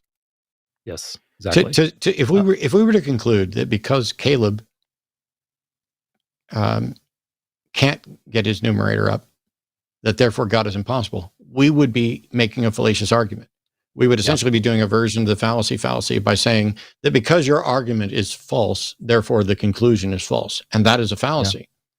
We would be committing. We'd be committing the same incredulity fallacy that he was committing at the beginning, because the statement, I don't think that it is possible for natural causes to explain what we see. That'd be the same as us saying we don't think that supernatural causes can explain what we see. Like, we would just be doing the same exact thing he's doing for the other side of the claim. And we're not doing that. We're just asking for a demonstration of the possibility that that statement could be potentially accurate. So, yeah. There's an incredible arrogance in part of this. And I don't mean this as a slight against Caleb. It's an arrogance of humanity entirely. We are so impressed with ourselves and our ability to think and the amazing progress we've done. We've done amazing things. We live in a world where I'm sitting in Austin, Texas. Erika's in an undisclosed location. We are beaming our voice and image out to everybody. And that's amazing. The amount of things that we've learned to be able to do that is impressive. We have sequenced the genome. We have understood recombinant DNA. We have a good handle on all kinds of. We have split the atom. How is it that we can't create life? Well, maybe it's more complicated than that. Maybe that's an area. The number of things that we understand is almost vanishingly small, but getting larger. And it's only us who are impressed by it. But when you make the case that because we haven't been able to create life, therefore it can't be done by natural processes, not only is your argument completely fallacious, but here's a different version of that same argument for you. We're intelligent and we can't make life. Why would anyone conclude that life can be made by intelligence? Nice. That's still a broken syllogism, but it shows the problem with what Caleb's doing. We have theists and atheists on hold, so let's see how it goes. John in Ohio, pronounce him. How does AI tie in with cosmological thinking? John, what is cosmological thinking? Well, they wanted me to pose a question, and I wanted to get Eric's opinion on artificial intelligence. What specifically about AI do you want my opinion on? Well, can you explain it? Can I explain it? Well, in the current hot topic sense, in computer science and in technology, AI is just a complex mathematical model that allows the computer to accurately predict things like the next word in a statement, or the next pixel in an image. Allows us to scrape and gather data efficiently, but it's just really, really robust, sophisticated probability and prediction algorithms. That's all I see it as right now. And full transparency, I don't specialize in AI, so my understanding of it is fairly limited. But I've watched a bunch of videos and I've done a couple of little projects with it, mainly stock and crypto predictions, which failed utterly. But that's a whole other thing. So does that answer your question? Well, I thought you might expand on it a little bit more, but are you looking for me to say? Are you looking, John? Are you looking for me to somehow comment on like life or actual intelligence? Yeah, if you want to expand on it. I don't have to. I don't think it's alive or intelligent in the sense that we look at it. I think maybe potentially one day it could maybe get there if it becomes sophisticated enough. To put that into perspective, I look at the brain as just a bunch of different functions, all working together to create some type of larger function. It's like a same thing that happens with evolution. We have small functions combining together into large, newer functions. So we could potentially one day design perhaps an AI brain with multiple AIs inside of it, doing each tiny little thing as a function, all interlinked, and maybe something that approaches something we do. But whether that thing's actually alive or actually intelligent, I'm not sure. But I mean, who knows? Maybe one day. Definitely not today, though. Would you say it's natural or unnatural? Would I say it's natural or unnatural? It's man-made. Are you asking whether or not artificial intelligence is natural or not? Yeah. Yes. Doesn't the word artificial kind of answer that question? Well, it would seem to. It's not natural in that we created it. It could be argued as natural because humans themselves are a part of nature and a part of the natural process. So I guess it depends on how you look at it. But is the argument, I'm going to predict where you're going here, is the argument that, well, we're creating intelligence and we must be intelligent. Therefore, something must have created us that was intelligent. Is that the argument? Well, I guess I'm wondering if there's artificial intelligence, why couldn't there be supernatural intelligence? Because the supernatural has not yet been demonstrated. Yeah, so nobody's saying there couldn't be a supernatural intelligence. It's just that I have no reason to think that there is or could be. That possibility needs to be demonstrated. We know that there are natural things that occur naturally, and then we know that there are artificial things that we create or that intelligence creates that don't occur naturally. And so we recognize design by contrasting that which occurs naturally with that which does not appear to occur naturally. So and John, you can have intelligence and artificial intelligence, but whether or not you have supernatural intelligence is a separate issue. And John, I can just take that same argument and say, well, if we have supernatural intelligence, why don't we have a super duper natural intelligence? Like, using intelligence to explain intelligence doesn't get us anywhere. We need to first demonstrate that a possible explanation actually is possible and actually exists.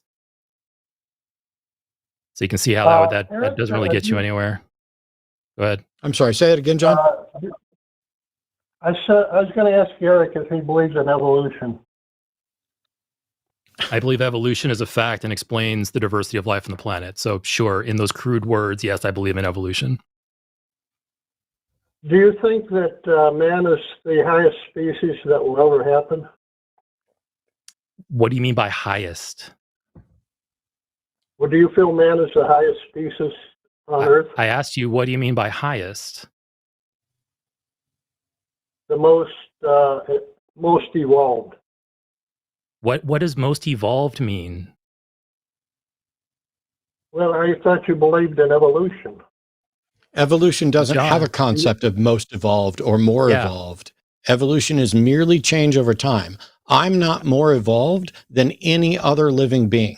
But am I able to think and reason in a way that's different from an ant? Yes. And I like how here, John, like, first of all, putting aside the question, how do you quantify how evolved something is? I like how you immediately insinuated that I don't believe in evolution if I don't agree the affirmative of these questions. That tells me that you have, first of all, a misunderstanding of what evolution is, and also, secondly, you aren't really listening to my answers here, engaging with me honestly. But at least you want your answers. Yeah. Yeah. So, John, John, cut straight to the point. Like, yes, I believe evolution occurs. I believe it is the factual explanation of the diversity we see on the planet. And with the matter of humans, I think humans are very unique in certain ways, but we are not the highest, especially on numerous things. Like, we're not the highest when it comes to running. We're not the highest when it comes to numbers.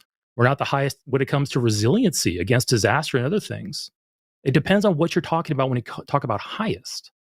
So you have to explain these things to me, or explain, elaborate, and tell me specifically highest regarding to what? intelligence.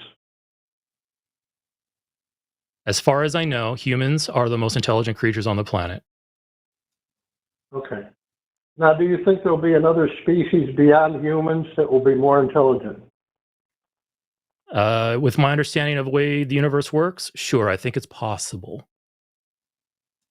It might be the case now because we haven't explored the rest of the universe, so who knows? But sure, it's possible. Okay. Well, that's pretty much all I needed to know. Okay. What was the point of this line of questioning then? Because, I mean, I have a feeling you were trying to maneuver this to somewhere. No, I just wanted to hear the reasoning of somebody that had gone from atheist to atheist, from theist to atheist. Yeah, I understand. Yeah, so with my experience in a nutshell, I was born and raised in a Christian religion. I was told what to believe and what to think, and me being a trusting, young boy, I trusted my elders, I trusted my parents. I thought they knew what was what. And then I got older and I said, hey, you know what? I don't think I have a good reason to believe these things. So I started examining, and now I don't believe those things. I don't declare them false. I don't declare God. I don't declare God as something that doesn't exist. I don't say that these things are impossible. Say, it goes back to our conversation with Caleb. I don't know. It's a big question mark in a lot of cases. I lean away from it, but I'm not making any declarations. So if you think it's possible that there would be a species that's more intelligent than humans, I guess the question would be why couldn't you believe in a supernatural God? Because a species more intelligent than humans would be a natural thing, and I know of lots of natural things that exist. But to believe in a God, I have to believe in the supernatural, and that's undemonstrated. And I'm very cautious about picking up and believing undemonstrated things such as this, because if I'm wrong, it shatters my worldview. So to put that into better perspective, hold on, to put that in better perspective, me believing that it is possible for another species to exist that's more intelligent than humans fits perfectly within my worldview.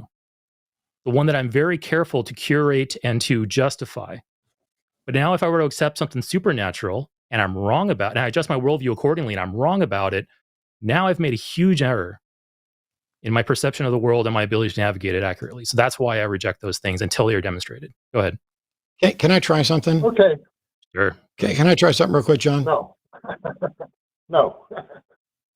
No, I just wanted to hear Eric because he was a theist. Yeah, I know, but I have something to say, and since you don't want to listen, I'm going to hang up on you, and I'm going to block you so that you don't fucking call the show again. Okay. I was sitting here trying to do something that would be fucking helpful to you, but if you're going to be a prick, fuck off. Yeah. Matt was a theist too, John. Why aren't you interested in his? Okay, the question I was going to ask, John doesn't like me, and that's fine. Yeah. The John's talking about natural intelligence, then artificial intelligence, and then supernatural intelligence. What if we change that wording to natural intelligence, artificial intelligence, magical intelligence? Those are also categories. John thinks that if we can go from natural to artificial, we should be able to go supernatural. By the way, take John's number and tell him that he shouldn't call ever when I'm on. He can call the shows when I'm not on and talk to whoever he wants, but don't call a show when I'm on and then pretend that you're just, well, not pretend, just decide you're not going to talk to me. This was genuinely supposed to be helpful. I sat here, stayed out of it.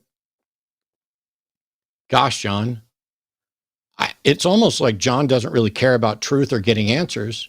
John just figured that he'd already heard something from me at some point and decided, oh, I just need Eric to say, oh, no, I don't need you to do anything, Matt. Well, too damn bad, because here's my show. My show. Other shows here aren't mine. This one's mine. You are making a progress argument of I can move from natural to artificial and then from artificial to supernatural. How is that different from going to magic? Is it possible that there are 4 categories: natural, artificial, magic, and supernatural? And if you're willing to accept a supernatural intelligence, why not a magical intelligence? I was hoping that by identifying this, if John has some objection to drawing a distinction between supernatural and magic, that he would be able to say what that distinction is and why he finds supernatural to be more plausible or less plausible than magic. Because the reality is, I don't think magic is real, and I don't think the supernatural is real. That's not me saying that they're both false. I'm saying I don't know how to tell them apart, and I don't know how to tell whether or not either of them are here. As things that exist. And with that line of reasoning, like I mentioned earlier, like if you're going to be using the reasoning that intelligence must explain intelligence, and the intelligence you're observing must be explained by something greater, why does the buck stop at supernatural? Why don't we jump again to super duper natural or super duper duper natural? Like, why is your preferred explanation, John, exempt from the rules that you're trying to set up? Why are you special pleading? Why are you doing that?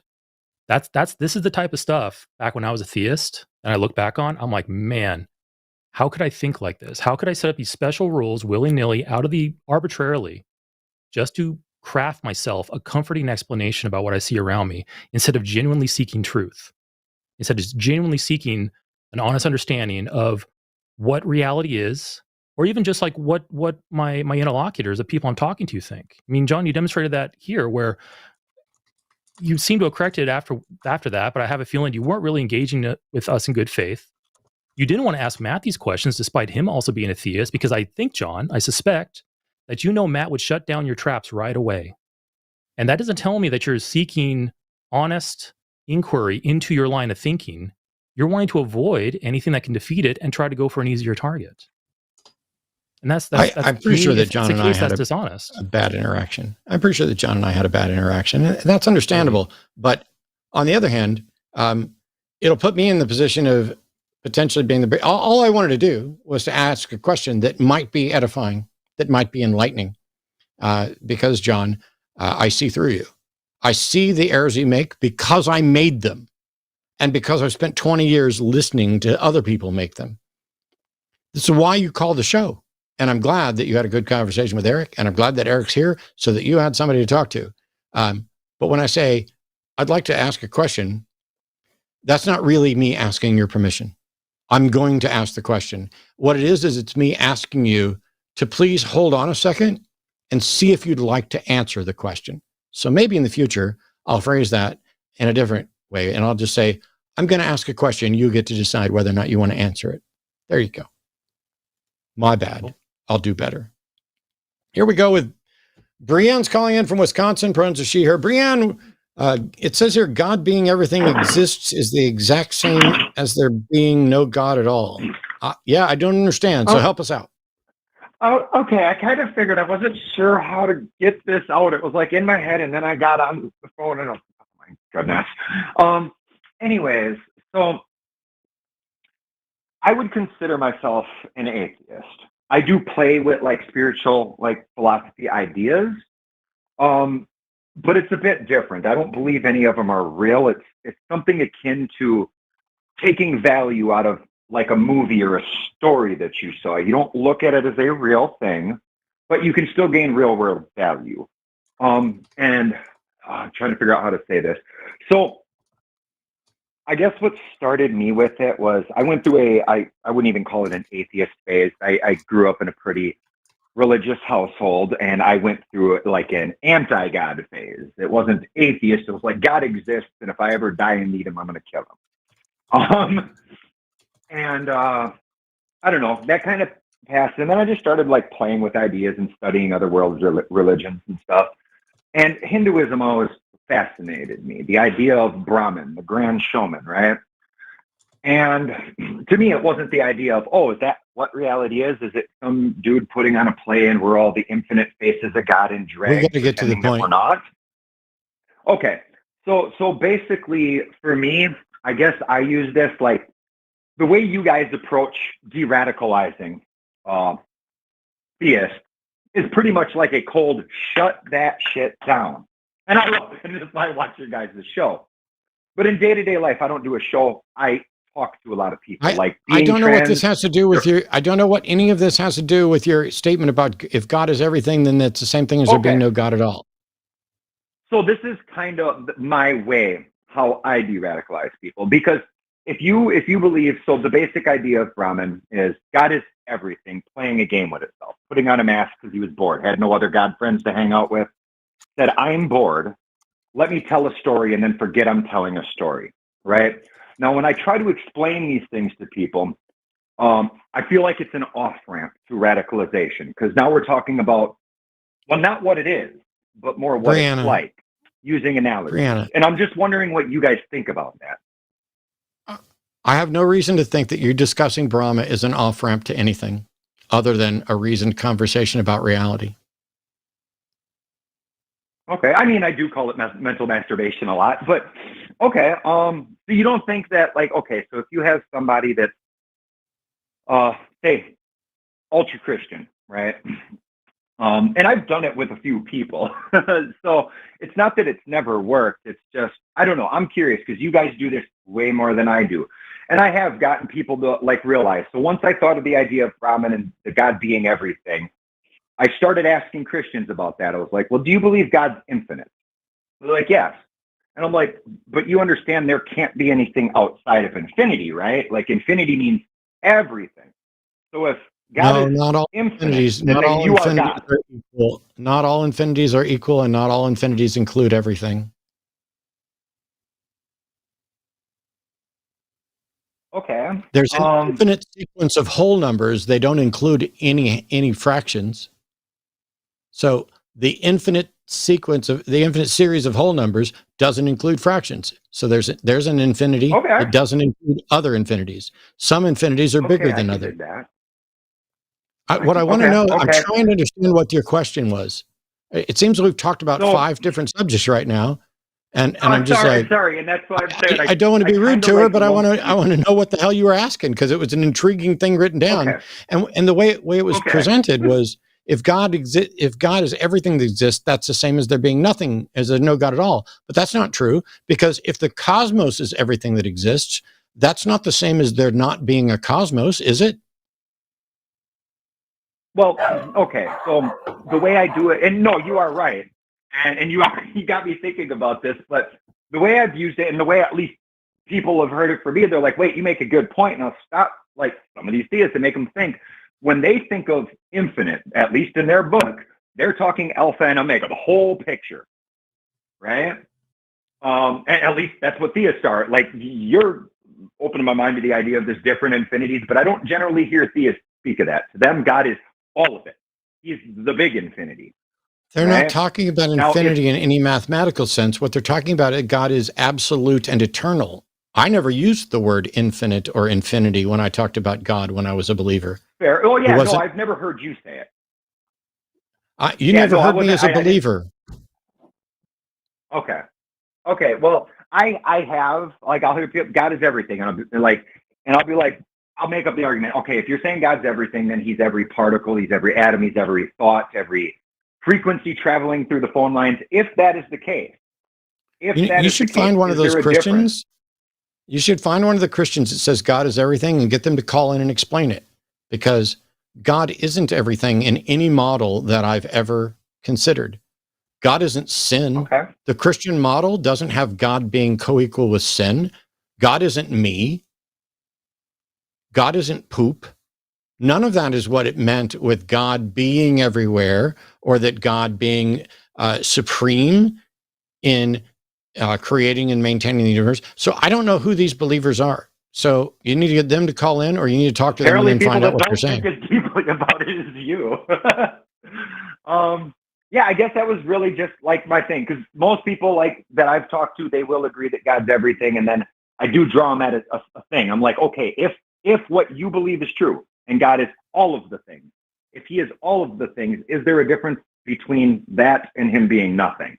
Because, like, you know what I mean? There's like, because then you don't even have any, you see what I'm saying? No, the answer is yes, there's a difference. If the cosmos is everything, then the cosmos is not nothing. There's a difference between the cosmos being nothing and the cosmos being everything. If God is everything, then God is definitely not nothing. I don't understand the process by which you can go with, if God is everything, then God is nothing. Because there has to be contrast. You don't have anything. You can't have contrast. The only reason we have, like, the only reason we know of you are spewing words that make zero sense right now. First of all, I reject this out of the blue notion that you have to have contrast. But when the point is that the argument that because God is everything, that means God is nothing, that makes no fucking sense. I don't know where this contrast thing enters into it either. Because you can't differentiate. If there's only one thing, it is one thing. You can't say this is this thing. It's not one thing. It's everything. When somebody says God is everything, it cannot be no thing. That is a contradiction, not contrast.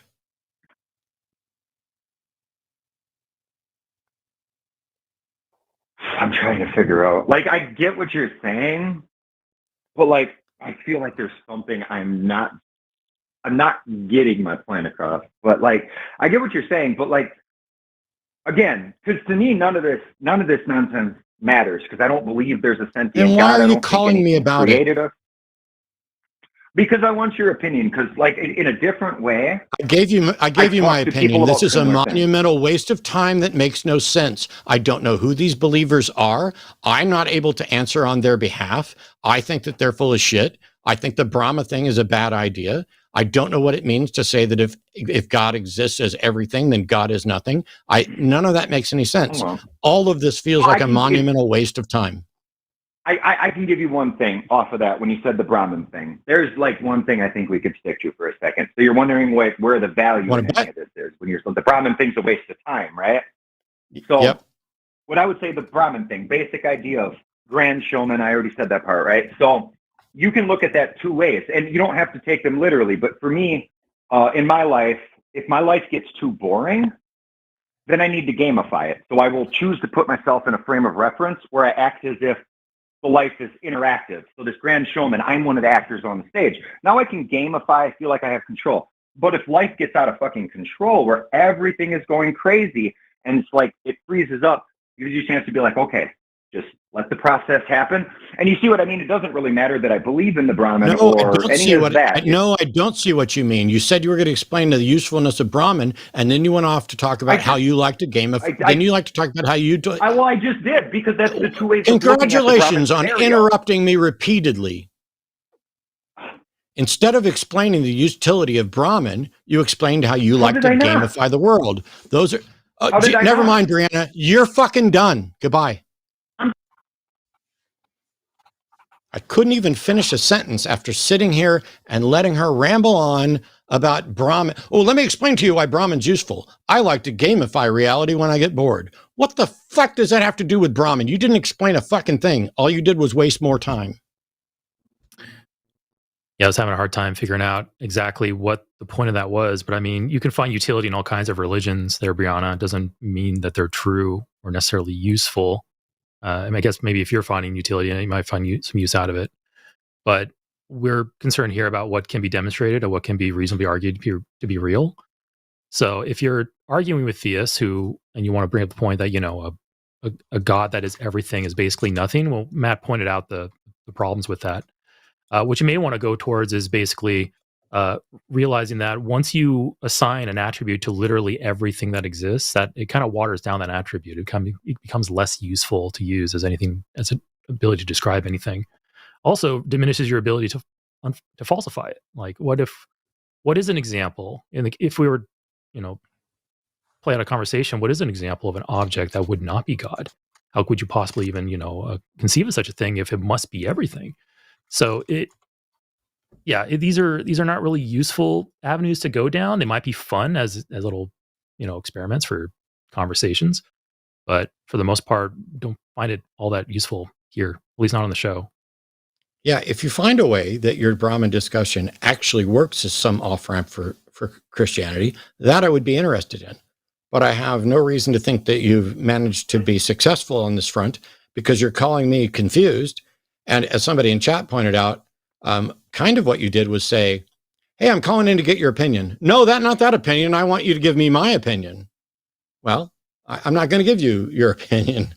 I'm going to let you know whether or not I agree with it. If in fact that Brianna, if she has a way of interacting with people using mysticism or Brahmin or Indian, whatever, it doesn't matter what it is. If you found a way to use something like that to actually reach Christians, Muslims, Scientologists, whoever, and be effective at changing their mind, I definitely want to know. I absolutely want to know more effective ways. Sometimes I'm not going to be that effective. Sometimes I'll be more effective.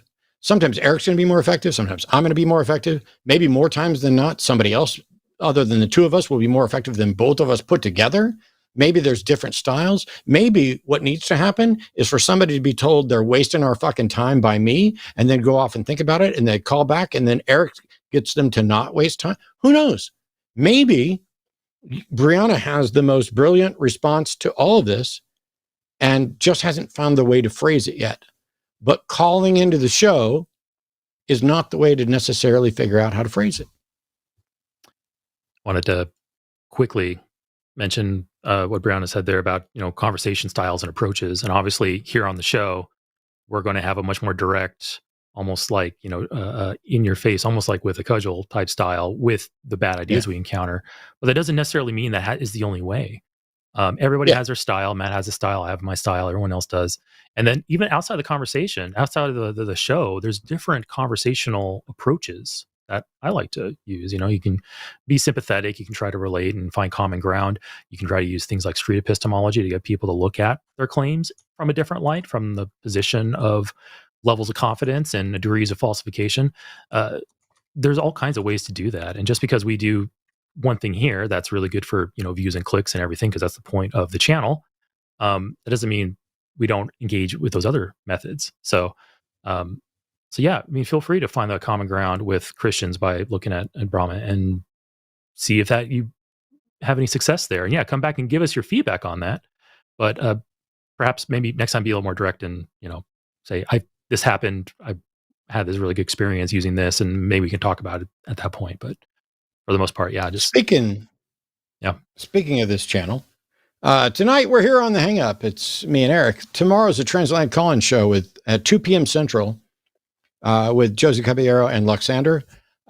On Sunday, the regular Sunday show at 2 p.m. is going to be me and Eve, and the Sunday show after dark is going to be Forrest and John. The Skeptalk on next Monday is going to be Erika Gibbon. And Tuesday is Alyssa and Eve for Chewed Gum. And let me just say, there are things about my life that I love. There are things where I just feel thrilled with how things have happened. And the people who work here on the line, and I don't just mean the people that you can see, although I'm primarily talking about them right now, are amazing.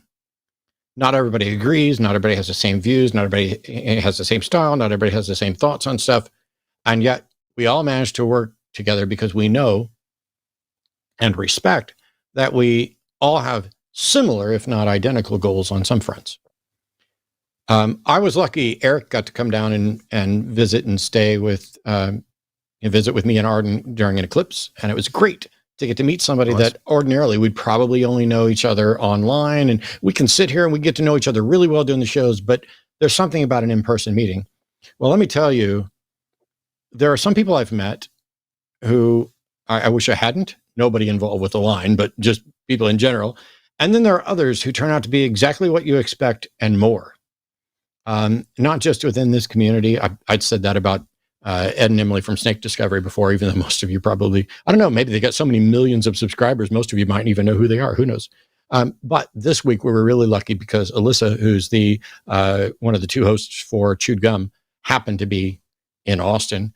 And on Monday, despite the fact that Monday is Rat Day, which Eric got to experience and knows that everybody should just leave us alone on Monday, we got up early, did half of Rat Day, then went to brunch and got to meet Alyssa for the first time in person, hang out. She came over, she got to see our entire menagerie before heading out to the airport. And then we went back and we finished Rat Day.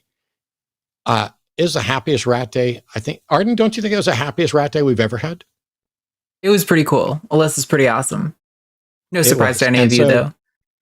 It's really nice to know that no matter what happens here, there are just amazing people working on the line, and I am honored to be among them, even if John would rather talk to Eric than me.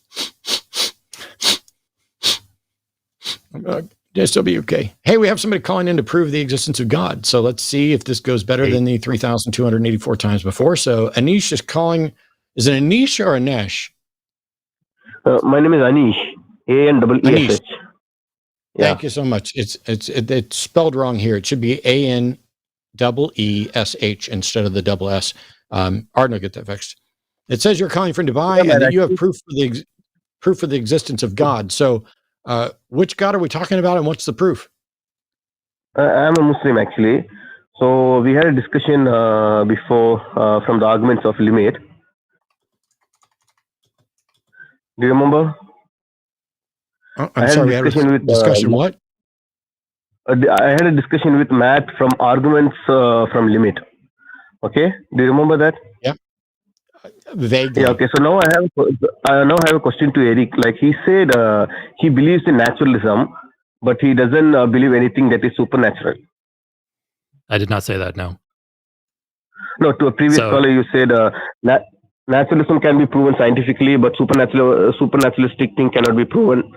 Right? No, I didn't say that either. I said that we have lots of examples of natural things, but as far as I know, we have 0 examples of the supernatural. That was what I said. Okay, so you think supernatural things can exist, but we don't have any kind of proof. I don't even know if they're possible. Exist. I'm sorry, you're asking Eric. Yeah, no, it's okay. So maybe this will clarify. I'm a methodological naturalist, so I reject the supernatural until it can be demonstrated to be possible. So I'm not declaring it impossible. I just don't have it in my pool of consideration. My possible scenarios for explanations for things until it can be demonstrated. So, okay, can I demonstrate it deductively instead of inductively? Deductively instead of inductively? Yeah. So you want to do a philosophical argument for the supernatural? Is that it? Yeah. What I'm saying is like evolution is not obliged to give us the perception to perceive neither entire nor actual reality. Therefore, if evolution is not obliged to give us the perception to perceive the actual reality, there must exist ontologies outside our perception.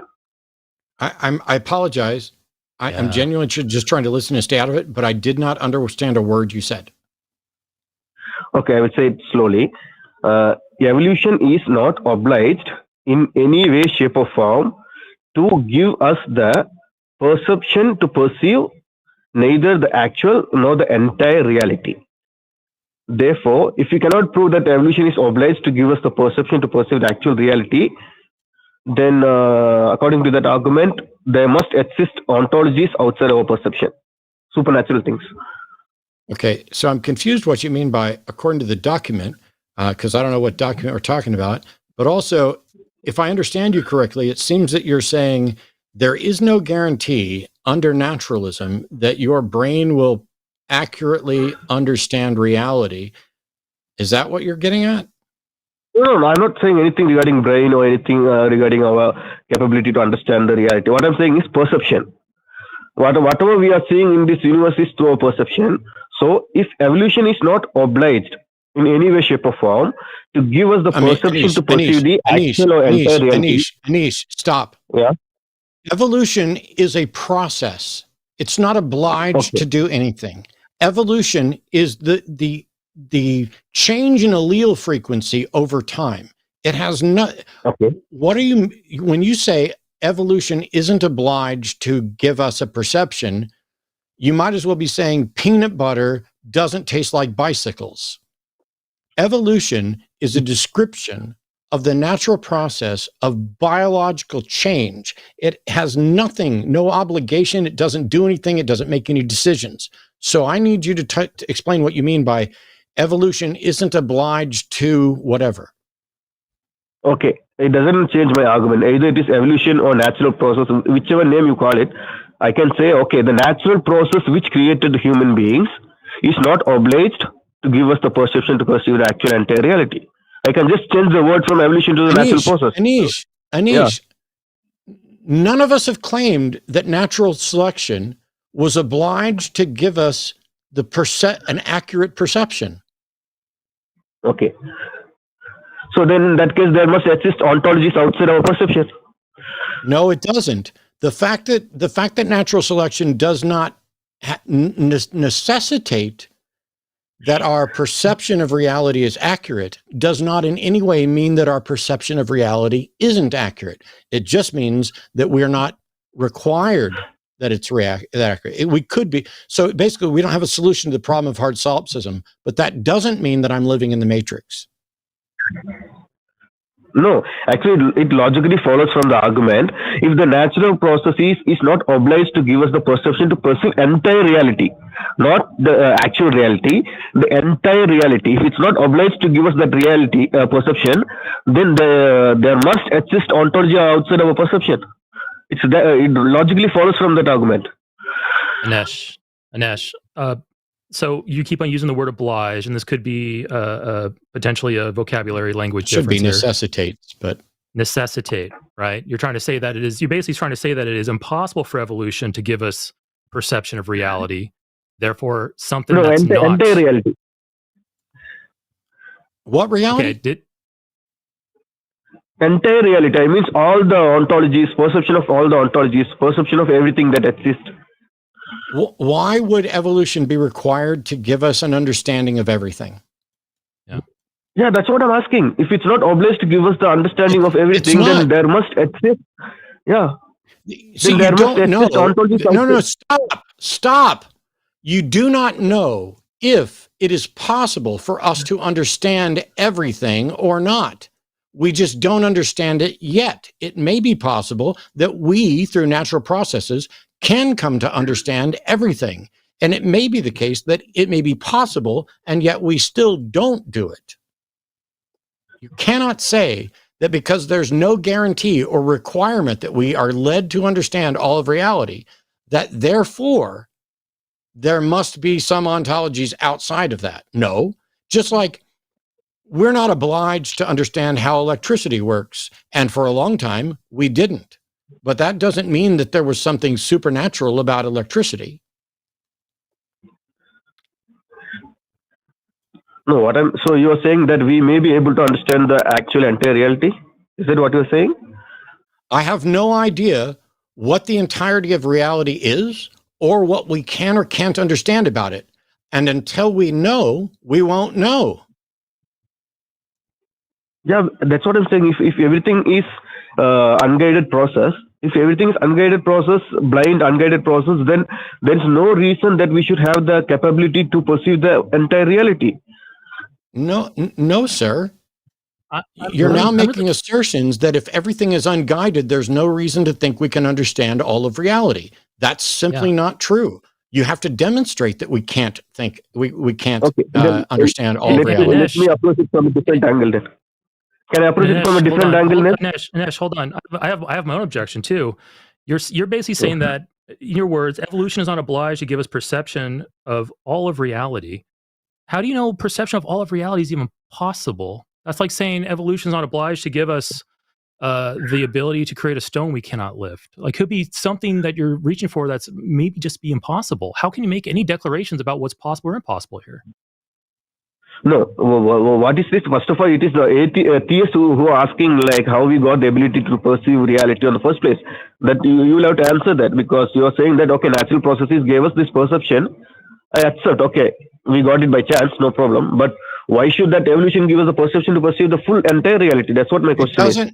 No, Anish, there is no, we have a functioning brain. It assesses the reality it experiences. It may be correct. It may be incorrect. We do not have a complete understanding of reality, but that doesn't mean that we cannot have a complete understanding of reality. Just because there is some things that is beyond our comprehension now does not mean that it will always be beyond our comprehension. And it also doesn't mean that it won't always stay beyond our comprehension. No, so you say that doesn't mean we cannot have the entire perception?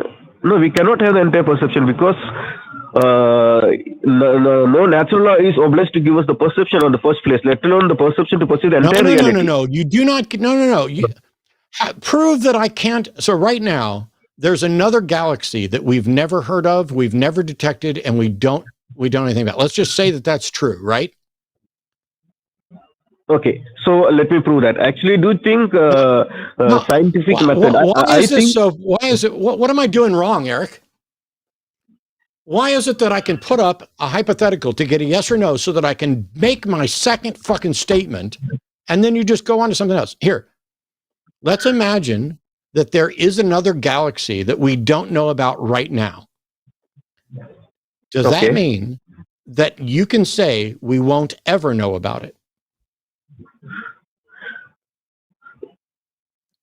Yeah, if it's outside our perception, we can never know about it. No, Anish, it's not outside of our perception. It's outside of our knowledge. And just because it's outside of our perception at this moment doesn't mean that it's outside of perception later. Just like once upon a time, we didn't know there were other fucking galaxies. And now we know there are other fucking galaxies. So at one point in time, the other galaxies were beyond our perception or beyond our understanding.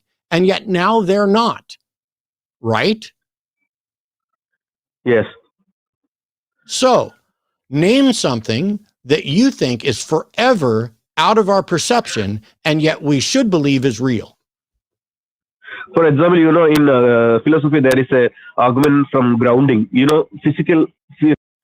So, I asked a question. I'm going to put you on hold. I'm going to take you off hold, and we're going to keep playing this game until I get an answer to my question on my fucking show. Name something that you think is real, that is forever beyond our perception. Consciousness. You don't think I perceive consciousness? I perceive consciousness. We're so good at it, I can tell when I'm conscious and when I'm not, and I can tell when other people are conscious and when they're not. Yeah, there could be ontologies outside our perception, which means it is not perceivable to us. How can Anish, I'm done. I'm absolutely done. I don't know if it's a language barrier or what, but I just said something that showed the absurdity of what you're claiming, and your response was to say yes, and. This isn't fucking improv. I don't need yes, and. I need you to either acknowledge the point and move on, or acknowledge that you're wrong, because you're asserting that there are things that are always going to be behind our... I am wrong. I acknowledge it. Okay, can I approach it from another angle so that I'll be able to... when you're not going to start wasting time with being wrong. No, I'm trying to put my point from another angle so that you will understand what I'm trying to say. Okay, one more time. Okay. Okay, so what I'm saying is, we as human beings, we believe in the scientific method, which means anything that is testable, predictable, its behavior should be predictable, it should behave in the same way, which means uniformity of natural law. What my argument is, in a random universe, blind, unguided, naturalistic universe, the default position is everything should be random. So if natural law is no. That is a statement I reject completely. It is simply not the case that in an unguided universe everything is random. no, that's the default position. You are asserting that there can be no order without guidance from an intelligence. That is the claim that you need to defend. You don't get to just assert it. Okay, so if there is order in a one particular way, I can ask why that particular way, why not some other way? Okay, we can't have a conversation, Anish. We just can't. It is not possible. I literally just dumbed this down to the first grade level of exactly what you need to do, and you went off and said something else about something else. I cannot have a conversation with you. I'm terribly sorry. Okay, no issues. Thank you, guys. Thank you. There's no way to make progress, and I don't know if it's a language barrier. I don't know if it's a jargon thing. It just might be vocabulary, because like to be obliged to do something, it requires some type of consciousness to have to be compelled to do something. If he's talking about whether something is a natural necessity, necessary result of something else, then maybe we can talk about that, whether it's possible or not with the process. But using this type of terminology, it's going to muddy the waters really quick. Because besides, we didn't even rewind the conversation all the way at the beginning. What is perception? Like, it could be argued that anything that evolves needs to perceive on at least some level in order to adapt and mutate and grow in an environment. So, like, it could be that evolution requires some form of perception at some point. And what limit that perception can reach, we have no idea. But just to simply say that, well, Anish was basically claiming that evolution is not obliged, or I'm going to interpret that as it's not possible with evolution to reach perception of all of reality. How can you make that claim? How do we know that's even a possibility to reach for? There's multiple issues here that we need to we could like just completely tear apart for the next hour and just really analyze like what exactly is going on here, because Anish, this doesn't make much sense to us. Definitely not me. Maybe bounce this off some other people and say, hey, what's wrong with my terminology here? What would you think? And try to maybe refine it a little bit, because we were really having a hard time getting past that. There's a video that I just did not too long ago. I think, and I'm struggling with this, and I don't know if it's language or jargon or whatever else, but I think that Anish was trying to present a version of the evolutionary argument against naturalism. And just a month or so ago, maybe it was September. It was at the end of September. I posted a video on my Atheist Debates channel. It's 37 minutes. It is a response to the evolutionary argument against naturalism. I would really, if you want to, Anish, I would like for you to watch that and see if that's what you were talking about, because if so, I've already addressed it, and many others have as well. And maybe that video on it. So it's at Atheist Debates, Evolutionary Argument Against Naturalism.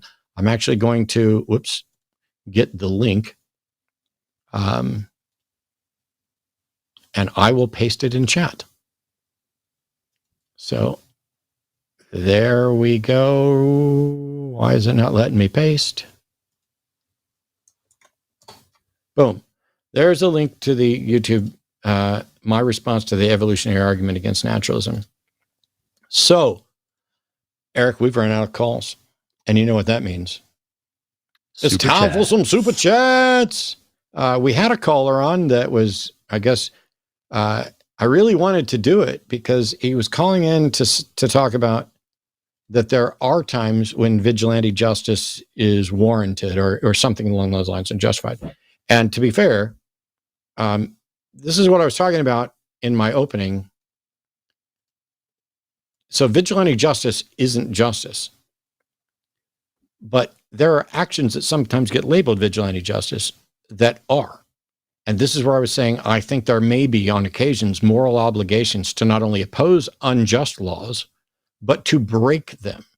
And that is when the system is unjust, an action to correct it may be the only form of justice.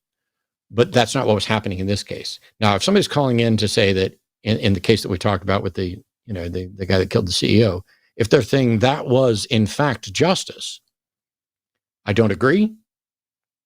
I'd be interested in knowing how you came about it as justice. But if you're just thinking that earlier on, I was just saying, there's no such thing as anything that gets labeled vigilante justice is just unjust. No, that's not what I was saying. Sometimes things get labeled incorrectly. Like, hey, we don't know this, therefore we'll never know this. It's funny that Anish was very much in the, clearly there must be a God. Otherwise, all this stuff that we don't know, we would have no way of knowing it's true. So on the one hand, you had a caller that was saying, we know so little, there must be a God. And then another caller was saying, we know so much, but we can't make life, therefore there must be a God. So simultaneously in this show, we've had an appeal to the grandeur of our cognitive abilities as evidence for a God, and the paucity of our cognitive abilities as evidence for God. It's wild. All right. $10 from Weston Campbell. Thank you so much, Weston. Happy birthday, Brad. If you have Prime and you're not subscribed to Matt's Twitch channel so you can get some of Jeff's money, what are you doing? Good Twitch stream today. Yeah, really quickly, I have a Twitch stream, twitch.com/Matt Dillahunty. I'm pretty sure. I do most things under my own name. And Path of Exile 2 is in early access. For those who know, I played the hell out of Path of Exile 1. I am currently playing Path of Exile 2, and I've been streaming it. I streamed it Tuesday and Wednesday. I don't know how much I'm going to play the rest of the week. It depends on what other work I get done. But it's Christmas time, and I like to take extra time off in December to play the video games that come out for a little while. So thanks, Weston. I need to pick that up because I'm a big Diablo and ARPG fan. So yeah, I would love to try Path of Exile 2.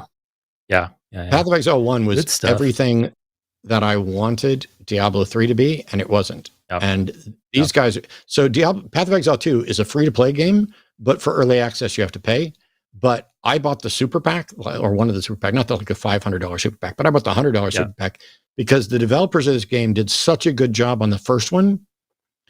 There's no pay to win. You are paying for quality of life, stash tabs, that kind of stuff, cosmetic stuff. And the game is just outstanding. Just outstanding. That's great. Diablo 3 came out shortly after I deconverted, and being a good Jehovah's Witness, I never played Diablo 1 or 2. So Diablo 3 was my first exposure to that type of game. I'm sorry. And I had my fun with it, but definitely like playing Diablo 2 Resurrected, I'm like, this used to be way better. So yeah, I'll try out Exile. Once I'm done with the list of games that I'm going to be playing over my vacation coming up here soon. You're welcome to join. You can join our guild. Yeah, I'll reach out about that. Okay, we have $9.99 from Greg Markowski. Long day. It's great to have you two to listen to as I get ready for bed. Good thing I'm not a Satanist. I'd never stay awake long enough for the rituals. Happy birthday, Brad. Thanks so much, Greg. Those rituals are tough, especially when you're fatigued, because there's a lot of like bloodletting and knives and fire. It's very dangerous if you're not like fully aware. So yeah. Right. All has to happen during the witching hour. It's just wild. Yeah. Within the circle of enchantment, who gets out of it. We see what happens in movies, like bad things, Yep. Got to summon the dead and send the army in. Oh, wait, no, I'm thinking Path of Exile again. $10 from PA Rice. What does humanism say about indifference to all of it? What would you say to people who call your empathy hypocritical of pro-murder? No one is hanging up I'm pro-murder signs. Oh, I disagree. I think that a number of people are essentially hanging up I am pro-murder signs. The memes that I've seen on social media, when someone kills another person and you call them a hero and you suggest that they shouldn't face criminal penalties, nothing has been established about the case. You have no reason to think that this is a moral action at all, let alone the most moral action. So what would you say to people who call your empathy hypocritical of pro-murder? what? I don't even understand the question. Empathy towards the shooter or towards the motive? I don't have. I have empathy towards almost everybody involved. The least amount of empathy that I have is for the CEO. I have empathy for his family. I have empathy for the shooter's mom. I have empathy for the shooter, and people are put in these positions. It's just, you're put in a position, you make a decision. Each one of us makes a decision every single day about how we're going to handle certain conflicts. I make decisions. Am I going to call somebody a name or not? There are people who are absolutely furious with me and will never watch another show and will denounce me as the worst person ever because I called people names. And yet some of those same people are calling this guy a hero because his mom was so sick that he decided his only option was to kill somebody. I think there are people that are essentially saying they're pro-murder under these circumstances. And I understand. And I didn't even really say they were wrong. I listed what my objections were. Anyway, thanks. $10 from Monkey at Typewriter. Matt, don't shame Caleb about being unable to get his numerator up. It is a real problem. 1 in 5, they say. Also, if Caleb could prove it unlikely for amino acids to form, that would be a Nobel Prize. Yeah, I latched onto that too earlier, Monkey, when Matt, you said get your numerator up. Immediately my mind went to like, oh yeah, okay, I see some innuendo in there. But yeah, like get that up from 0, Caleb. That would be really impressive. I completely missed the innuendo there, and people who know me will tell you that's not like me to miss an innuendo like that. Yeah.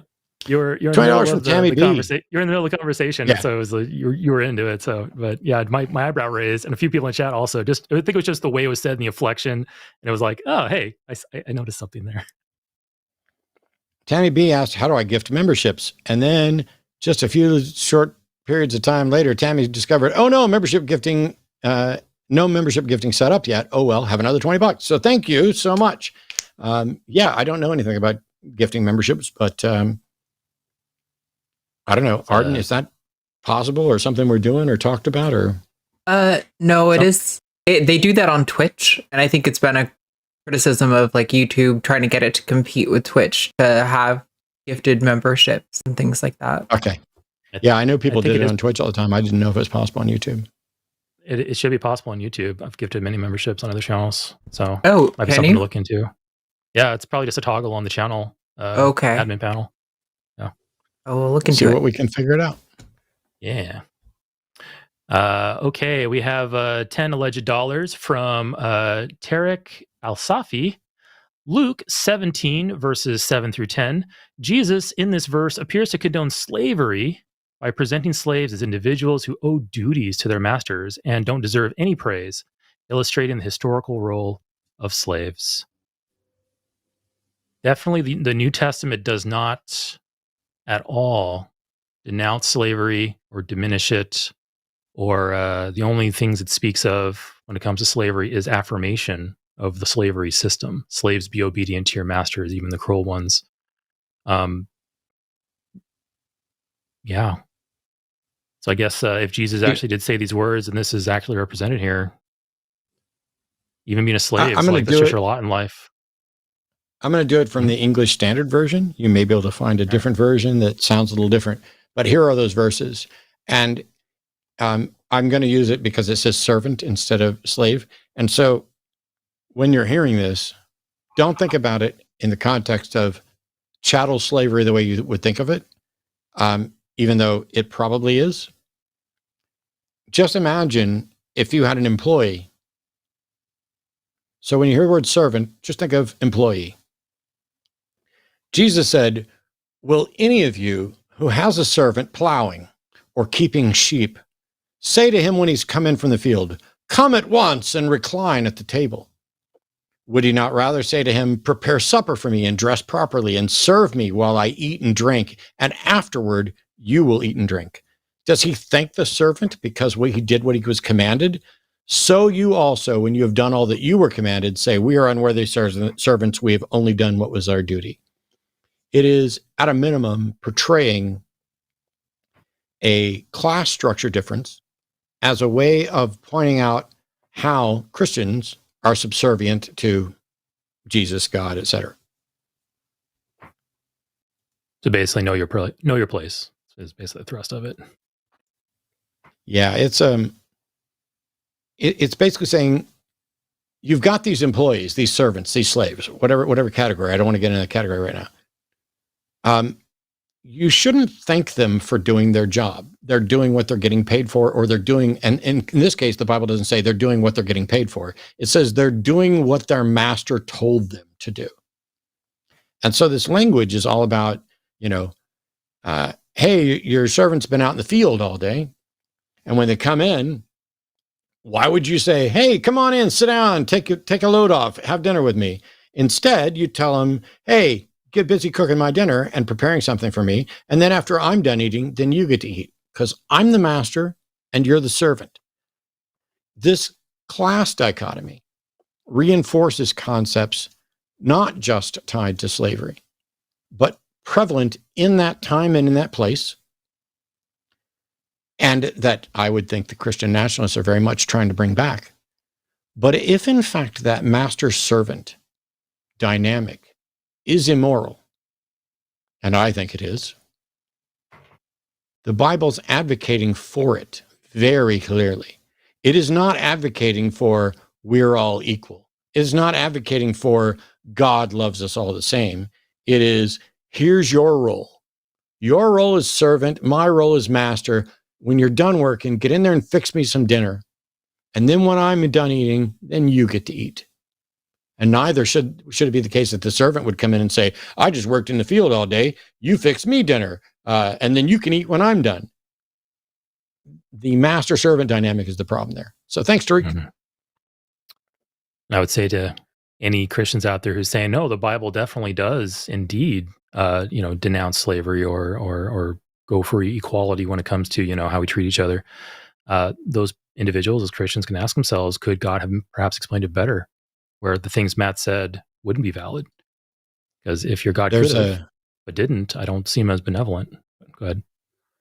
Paulogia did a video on the debate that Dr. Josh and I did on the channel that won't be named anymore against Stuart Connectley and his son. I'd like to watch that. And there was a comment that said, it's hypocritical of Matt and Josh to take the anti-slavery position in a debate where they owned their opponents. That I've heard over and over again. But my favorite reply was the one that said, if their opponent dies as a direct result, they must be punished. But if their opponent recovers within a day or two and keeps spouting bullshit, then they are not to be punished. And that is a 10 out of 10 That's cute. Response there. Our opponents did not die. $10 from Aliashana Silverbow. Hey, so far Humpty Dumpty's having a terrible winter, which sucks because he had a great fall. It's no laughing matter. Hashtag winter's coming. Hashtag Matt hates being winterrupted. I love the puns. Aliashana, layer upon layer of pain. Kudos. It's outstanding. I know they irritate other people. I feel great and loved. All right, we got $9.99 from LA Surfers. No comment, Silver but Surfer.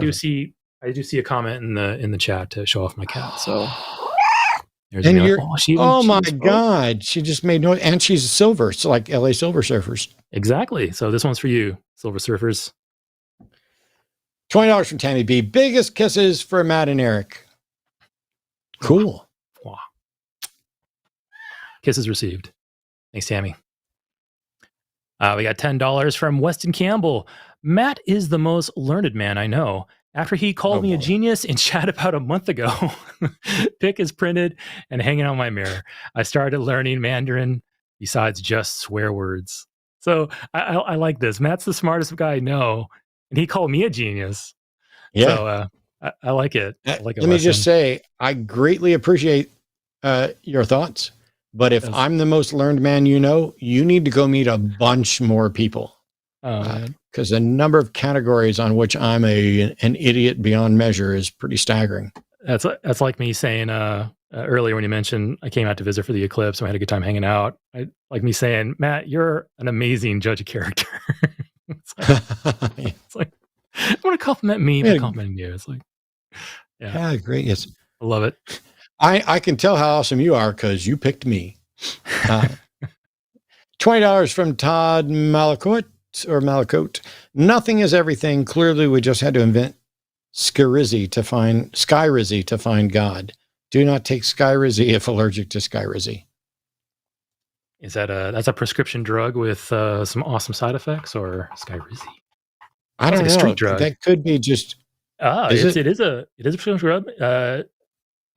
Sold under the brand name Skyrizi, is a humanized monoclonal antibody used for the treatment of plaque psoriasis, psoriatic arthritis, Crohn's disease, and ulcerative colitis.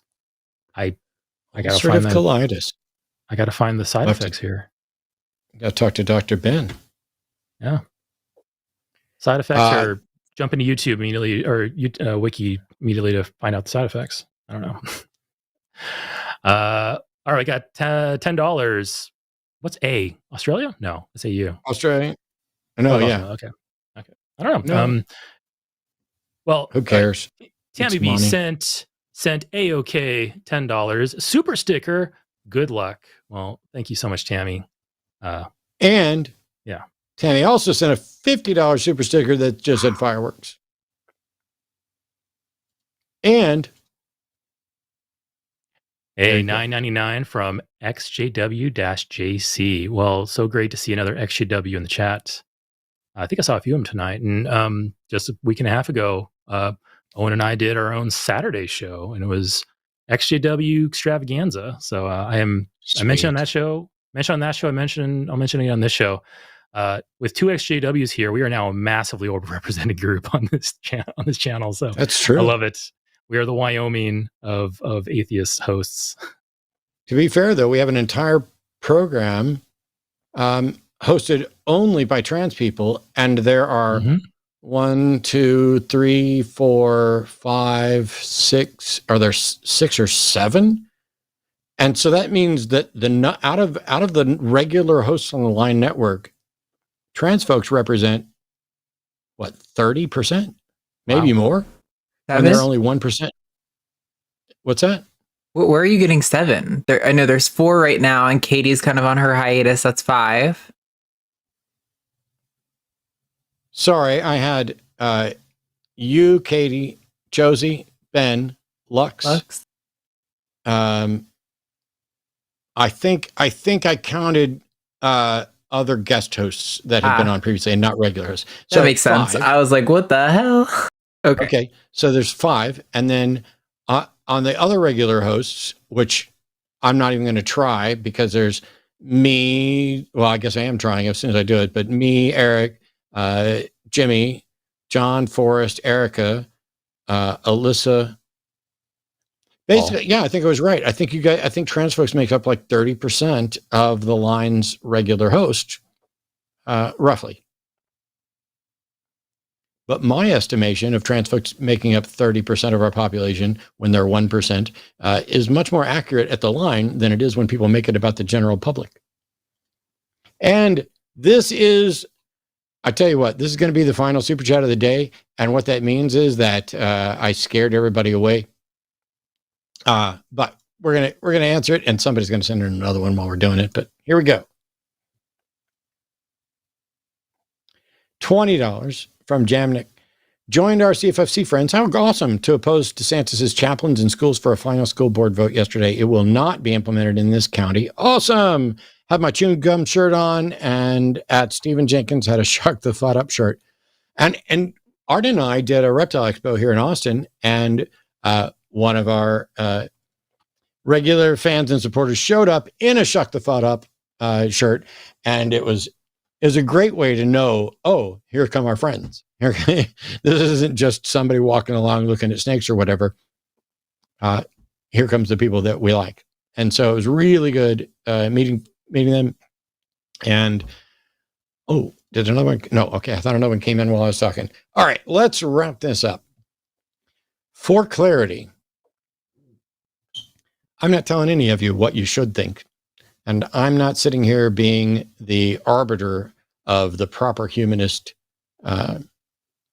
perspective on murder. I have, as Eric was pointing out as well, conflicted thoughts about a lot of this. But at the end of the day, I'm opposed to murder. At the end of the day, I'm also opposed to this guy's mom suffering. I'm opposed to humanists throwing their towel in with MAGA folks in excusing violence. That doesn't mean I'm a pacifist. I absolutely think that there is a time and a place for violence, and that it's warranted, and that sometimes necessary. I did 8.5 years in the U.S. military, not a fan of the violence that was there. And by violence, I don't just mean the things that we did around the world, some of which I think were justified, some of them weren't, but just the violence in the general interactions. Everything was a violent mindset. Bob Ross, the painter, the happy little trees, fluffy little clouds.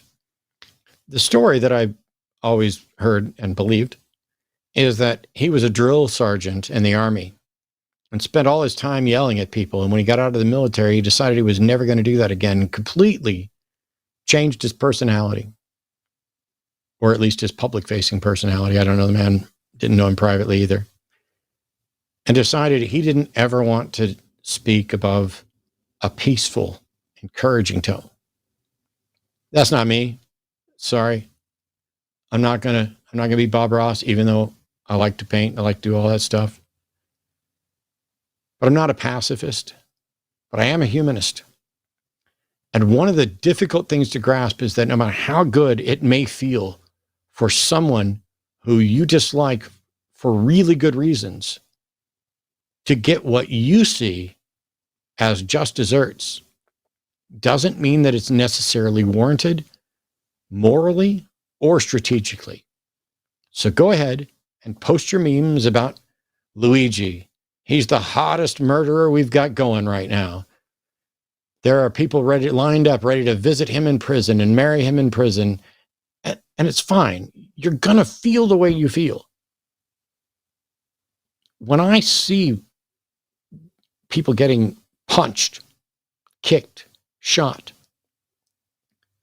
I don't think, ooh, do I like that person? Do I like their politics? Do I like their religion? Did they do something?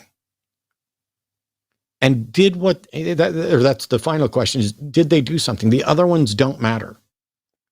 Because while there are people I actively despise everything about their positions, and I wish they would change their mind most, and if they can't change their mind, I wish they would shuck the fuck up.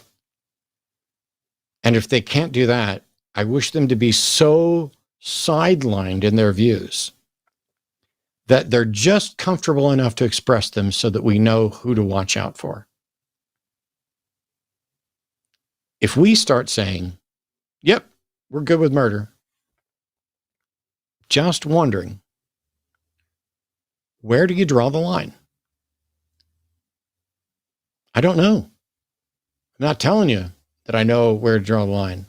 I'm just saying I have concerns about my friends who are opposed to the death penalty, who are opposed to MAGA, who are opposed to January 6th, who are opposed to injustice, who are opposed to suffering, who are opposed to slaughter, who then say, yeah, but this guy, let's cut him some slack. Let's give him a plaque. On that note, no matter where you come down on this particular murder, as opposed to murder in general, because I don't think most people are in favor of murder in general, although maybe they are. This guy was in favor of making himself a law unto himself because he didn't care about the law. Read his manifesto. It's tragic. Yes, billionaires are immoral. The mere existence of billionaires are immoral. And by the way, it's not just billionaire. It's obscene wealth. Because someday, everybody might be a billionaire. And then it's the trillionaires and the quadrillionaires that are the problem because of inflation. So don't make it about that, just like it shouldn't be about the word. It is about greed and obscene wealth. One of my favorite memes that I've seen floating around lately is this one. If we saw a squirrel that was hoarding all of the nuts in the area while other squirrels were starving, we would be wondering, what the hell is wrong with that squirrel? But when it's a human, we put them on the cover of Fortune magazine, make them eligible for Time magazine's Person of the Year, and applaud them and seek to be them. We can do better than that. And we can do it, hopefully, without violence or murder. But I might be wrong. Until next time, y'all take care of yourself. Thanks for sharing a Wednesday. Thank you, Eric, for coming on, hanging out with me tonight. Thanks to Aron for producing, to all of our moderators and call screener, and to everybody who called today. Yes, including the people who ran away, the people who got hung up on, and the people who didn't really have the fun that they were hoping for. Don't forget to like, subscribe. You can go to linemerch.com for more merchandise from The Line, and you can go to patreon.com/calltheline to support us here. We'll see you next time. And the next show is tomorrow, Transatlantic Call-In Show at 2 p.m. Central. Bye, folks. Good night.